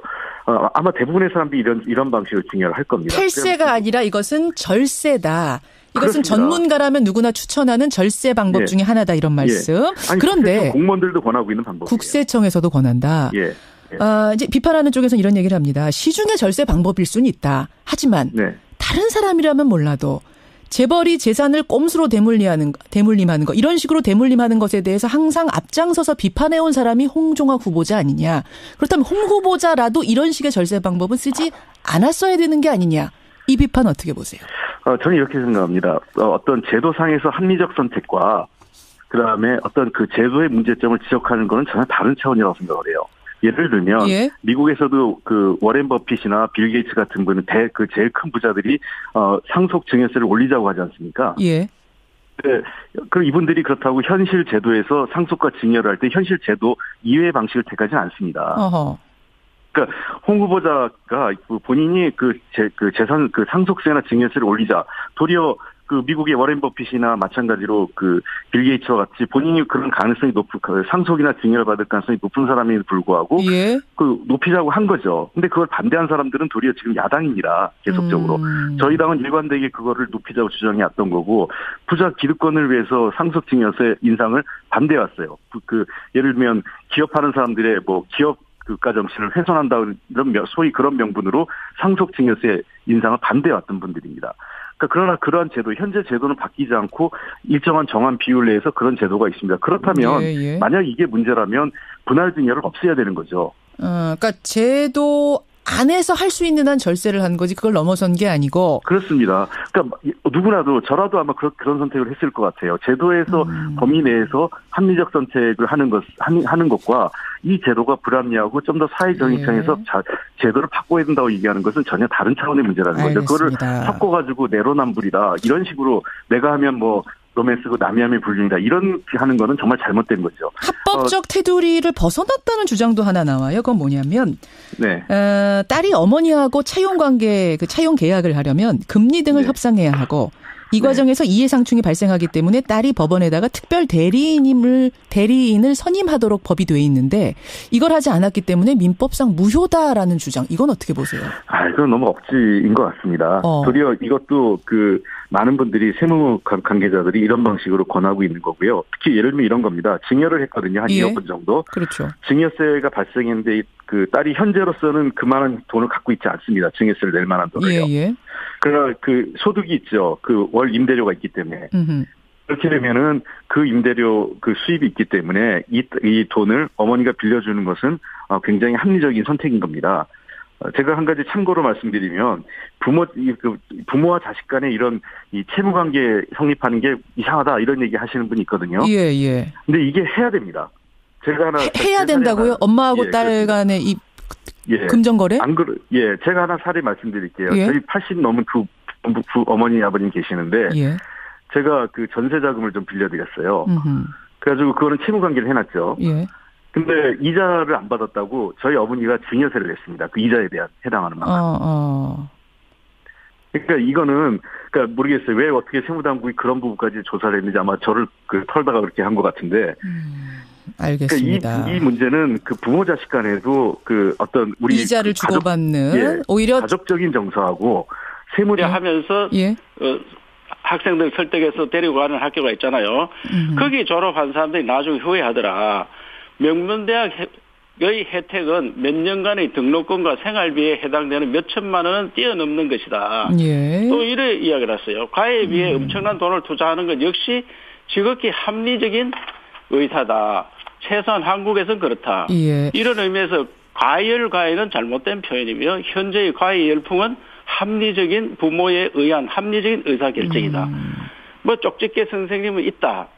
이런 모두가 그 인류대학을 안 나와 공부 잘한 사람이 장학금 때문에 삼류대학을 가서 나중에 후회한다. 자, 그런데 이제 그 부분에 대해서 어떻게 해명을 했냐면 지금 우리나라에서 학벌주의가 차지하는 비중이 얼마나 큰가를 오히려 역설적으로 풍자한 것이다. 성적 순대로 학벌 순대로 잘 살게 되는 비극적인 현실을 비꼬아 말한 건데 전체적인 문맥을 보지 않고 자극적인 문구만 따서 지금 비판하고 있다. 뭐 이런 해명이거든요. 아니 그것은 책 전체가 제목 자체가 그렇고 이미 1, 2, 3장이 그런 식으로 모두가 구성이 돼가 있고 전체 맥락을 그렇게 누가 다 읽어보고 그렇게 자기가 그렇게 생각했다면 저는 그렇게 저도 책 다 읽어봤는데 전혀 그래 못 느꼈어요. 이것은 인류대 안 나오면 후회한다는 인류대 안 나와서 후회하는 사람들 이야기만 적어놓은 거예요.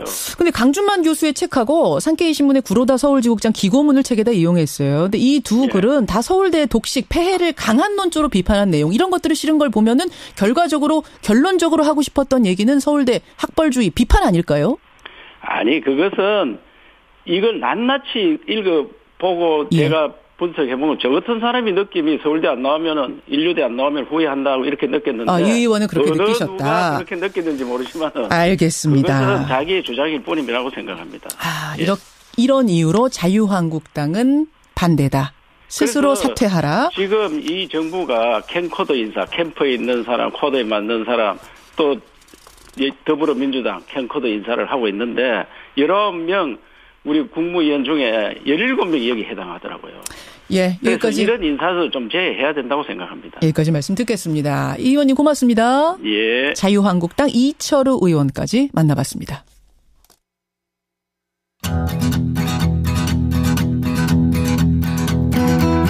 김현정의 뉴스쇼는 청취자 여러분의 참여로 이루어집니다. 트위터, 페이스북, 레인보우 게시판, 그리고 단문 50원, 장문 100원의 유료 문자 샵 1212, 우물정 1212 통해 참여하실 수 있습니다. 김현정의 뉴스쇼, 여러분과 함께 만듭니다. 김성환의 행간 시사평론가 김성환 씨 나오셨습니다. 어서 오십시오. 네, 안녕하세요. 오늘 행간도 상당히 중요한 부분 가지고 오셨네요. 예, 맞습니다. 말 많고 탈 많았던 문재인 정부 첫 국감이 오늘로 끝나는데요. 이번 국감의 최대 스타 중 한 명은 민주당 박용진 의원이 아닐까 싶습니다. 이건희 삼성그룹 회장이 세금을 제대로 내지 않고 차명 금융재산 4조 4천억 원을 인출했다는 사실을 밝혀냈고 그렇죠. 이 최정국 금융위원장으로부터 추가로 이자 배당 소득세를 부과하겠다는 답변을 이끌어냈습니다. 이건희 회장 차명 재산에 뒤늦게 과세하겠다고 밝힌 금융위. 이 뉴스의 행간을 좀 살펴볼까 합니다. 그러니까 이건희 회장이 차명으로 관리하던 돈인데 어떻게 과징금 한 푼 안 물고 그 돈을 찾아갈 수 있었는지부터가 이해가 안 돼요. 이해가 돼요. 이건희 회장이거든요. 이건희 회장이니까. 네. 그러니까 지난 2008년 삼성그룹 비자금 사건이 터지지 않았습니까? 그러니까 당시 사건의 핵심은 이 회장이 보유했던 차명 계좌 1,201개, 그러니까 4조 4천억 원대 자산 가치가 있는 이것을 어떻게 처리하느냐의 문제였는데요. 삼성특검은 이병철 선대회장에게서 물려받은 유산이라고 결론을 냈습니다. 문제는 그 이후였는데요. 이 회장이 차명 계좌를 실명으로 전환하지 않고 계좌에서 그 돈을 몽땅 찾아갔다는 겁니다. 당시 금융권은 차명 계좌이긴 하지만 계좌주는 실명이니까, 그러니까 이 실명을 가린 가명으로 한 것은 아니기 때문에 비실명 재산이라고 할 수 없다는 금융당국의 유권 해석에 따라서 이자와 배당 소득의 일괄 최고세율 38%로 계산을 해서 고작 세금 464억 원을 부과했다는 겁니다. 그 부분에 대해서 박영진 의원은 세금 부과가 당시에 잘못됐었다 지적을 한 거군요. 네. 93년 이후에 개설한 계좌는 이자와 배당 소득의 99%라는 얘기도 나오는데요. 이걸 원천 징수했어야 한다 이렇게 주장을 하고 있는데 이럴 경우에 이 회장이 추가로 납부해야 할 소득세 규모는 뭐 추정이지만 1,000억 원에서 한 1조 원까지도 된다는 얘기가 나옵니다. 그래요. 네. 자, 9년 만에 드러난 이건희 회장의 차명 계좌. 뒤늦게 유권 해석을 바꾼 금융당국. 이 뉴스의 행간, 이면 들어가 보죠. 첫 번째 행간은 국민과의 약속을 헌신짝 취급했다입니다. 누가요? 이건희 회장이요. 이건희 회장. 2008년 삼성 특검 때 기억나시죠? 이건희 회장이 대국민 사과 기자회견을 열었거든요. 열었죠. 그때 이렇게 정확하게 얘기했습니다.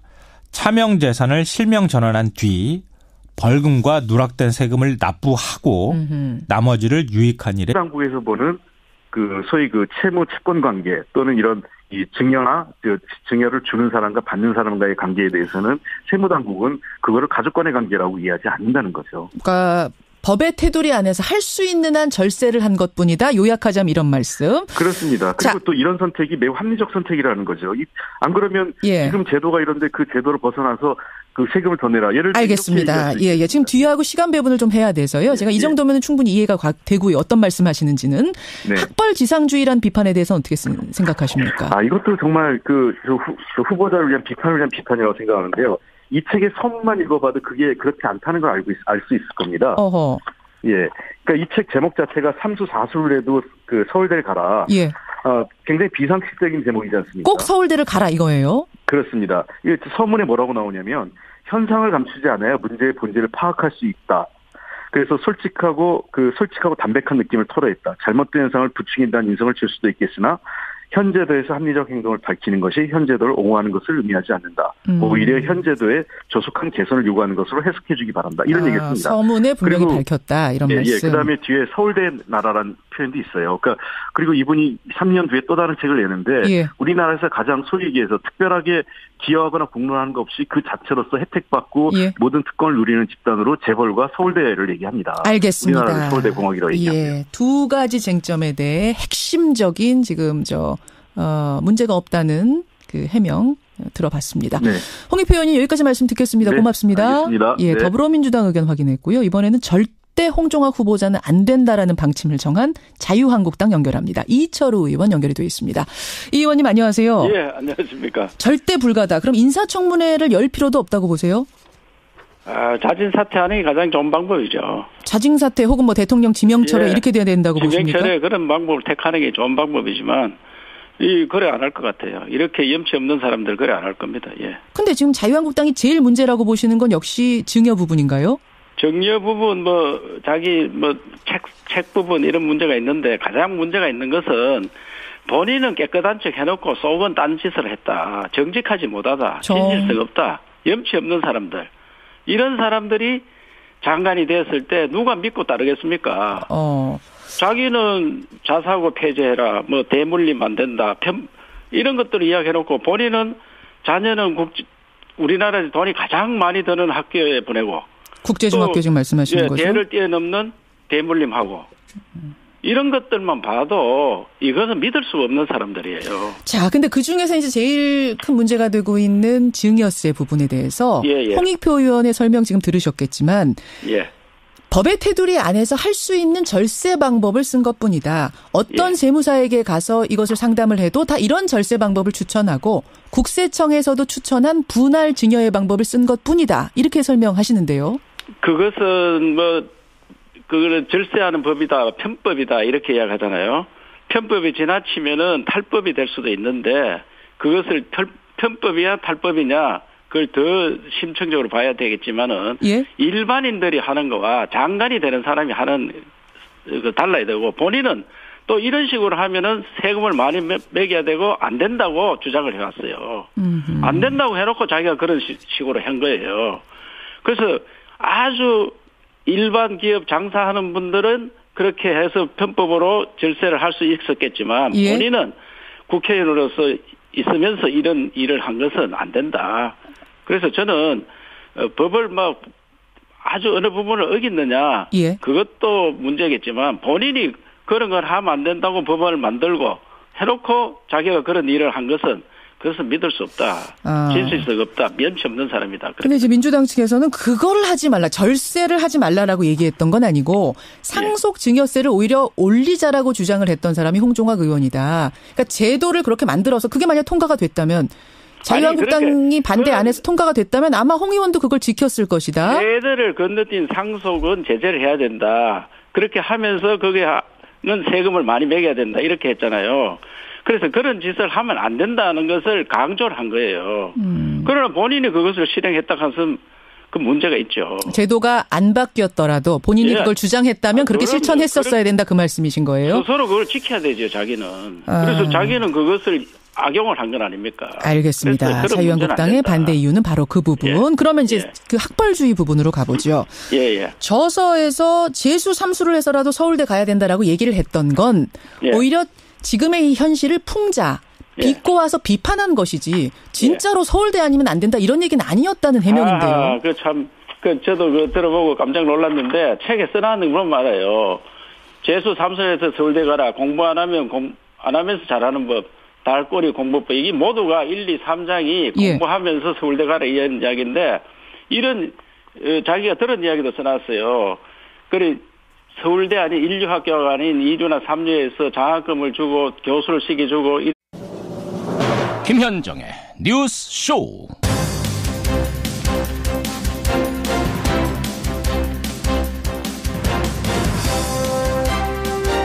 춥습니다. 철원은 영하 7.3도, 수도권에서도 올 들어 첫 서리가 내린 아침. 애청자 여러분 안녕하십니까? 10월의 마지막 날인 오늘 계절은 분명히 초겨울로 들어섰습니다. 그런데요, 계절과 반대로 봄 기운이 감지되는 곳이 있습니다. 바로 한중 관계입니다. 지난 24일 필리핀에서 한중 국방장관이 만났죠. 그 뒤로 중국에서 한국 단체 여행 모집이 재개됐고요. 지난 주말에는 중국 왕이 외교부장이 노영민 주중대사와 처음으로 만나더니 어제 강경화 외교부 장관은 에이펙 회의에서 한중 정상회담 개최를 추진하고 있다. 공식적으로 언급을 했습니다. 모처럼 반가운 해빙 소식을 전하면서 10월의 마지막 뉴스쇼 출발합니다.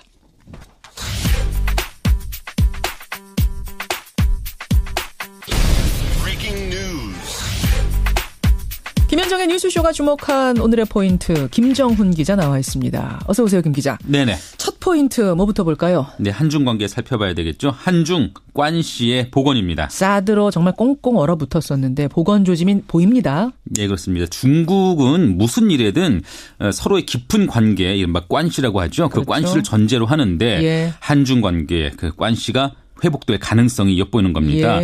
말씀하신 것처럼 어제 강경화 외교장관이 어제 국정감사장에서 한중 정상회담 개최를 추진하고 있다 이렇게 밝혔거든요. 또 사드로 경색된 한중 관계 개선에서는 사드를 추가 배치 않는다. 또 미국 미사일 방어 체제에 참여하지 않는다. 또 한미일 3국의 군사 동맹으로까지는 엮이지 않는다. 이런 원칙을 밝혔어요. 안보 동맹인 건 맞지만 군사 동맹은 아니다. 이렇게 얘기했죠. 선을 그었죠. 그러자 기다렸다는 듯이 중국 외교부가 그러한 세 가지 입장을 중시한다. 이런 반응을 내놨고요. 이런 가운데 오늘은 문재인 정부 들어서 처음으로 한중 육자회담 수석 대표 협의도 진행이 됩니다. 그래요. 중요한 포인트였습니다. 다음은 뭔가요? 일본의 발목 잡힌 위안부 기록 유산입니다. 그러니까 일본군 위안부 기록물을 유네스코 세계기록유산으로 인정해달라라고 우리나라와 중국이 신청을 했었는데요. 그 등재 요청이 결국 보류가 됐습니다. 왜입니까? 유네스코 세계기록유산 국제자문위원회 회의 결과인데 당사자들이 더 한번 대화를 해보라 이런 취지네요. 더 대화를 해봐라? 네.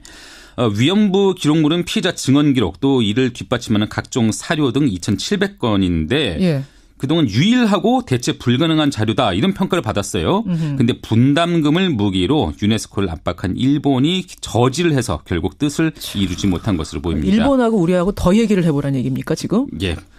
현실성이 없는 주문인데. 무슨 얘기를 하라는 건가요 이게? 그 위안부 기록 등재 논란이 2014년에 시작됐거든요. 그래서 한중일 역사 전쟁으로까지 번졌지만 결국은 씁쓸한 결과를 안게 됐습니다. 그래요. 오늘 참 뉴스가 많은데 마지막 포인트 하나만 짚죠. 어제 오후에 배우 김주혁 씨가 숨졌습니다. 예. 네, 그가 몰던 승합차가 앞차를 들이받은 뒤에 인근 아파트 출입구 아래로 굴러 떨어지면서 사고가 났는데요. 그렇죠. 김 씨가 1차 사고 직후 가슴을 움켜잡았다 이런 목격자 증언이 있었습니다. 그래서 경찰이 오늘 부검을 통해서 정확한 사고 경위를 조사할 예정이고요. 이에 따라서 장례 일정은 미뤄졌습니다. 또 소속사 측은 이번 사고와 관련된 추측 보도를 자제해달라 이렇게 요청을 해놨네요. 참 국민적인 사랑을 많이 받던 배우인데 깊은 애도를 표합니다. 김정훈 기자 수고하셨습니다. 네. 홍종학 중소벤처기업부 장관 후보자의 자질 논란이 벌어졌고 야당은 자진 사퇴를 주장하기도 했습니다. 부의 대물림을 막아야 한다는 홍 후보자의 평소 철학과도 반한다는 논란은 커지고 있습니다. 예, 홍종학 중소벤처기업부 장관 후보자 논란이 계속되고 있습니다. 논점은 크게 보면 두 가지입니다. 하나는 평소 부의 대물림을 비판해온 언행과는 달리 장모에게 받은 부동산을 딸에게 쪼개기 형태로 증여한 부분. 다른 하나는 과거 자신의 저서에서 재수, 삼수를 해서라도 서울대에 가야 한다. 이런 학벌주의를 조장했다는 부분인데요. 자, 인사청문회를 앞둔 여야의 입장 차례로 확인하겠습니다. 먼저 여당 입장 확인합니다. 더불어민주당 홍익표 의원 연결을 해보죠. 홍 의원님 안녕하세요. 네, 안녕하세요. 홍익표입니다. 반갑습니다. 반갑습니다. 단도직입적으로 좀 여쭙죠. 홍종학 후보자. 중소벤처기업부 장관으로 적합하다고 보십니까? 어떻습니까? 지금요? 저는 매우 좋은 후보라고 생각합니다. 중소기업 벤처기업부 장관으로서 충분한 자질과 경험을 갖고 있고 또 경제학자로서 오랫동안 현장에서도 문제를 고민을 했었던 분입니다. 도덕성과 관련돼서도 일부 지금 문제 제기가 있는데요. 그 문제는 사실은 일부 왜곡되거나 호도된 부분이 분명히 있다고 생각합니다. 매우 적합하다란 말씀을 지금 하셨어요. 그럼 지금 논란이 왜곡되거나 호도됐다는 부분 그 지점을 한번 짚어보죠. 네. 가장 큰 논란이 되는 게 편법 증여 의혹입니다. 그러니까 14살 중학생 딸이 있는데 외할머니, 그러니까 홍 후보자의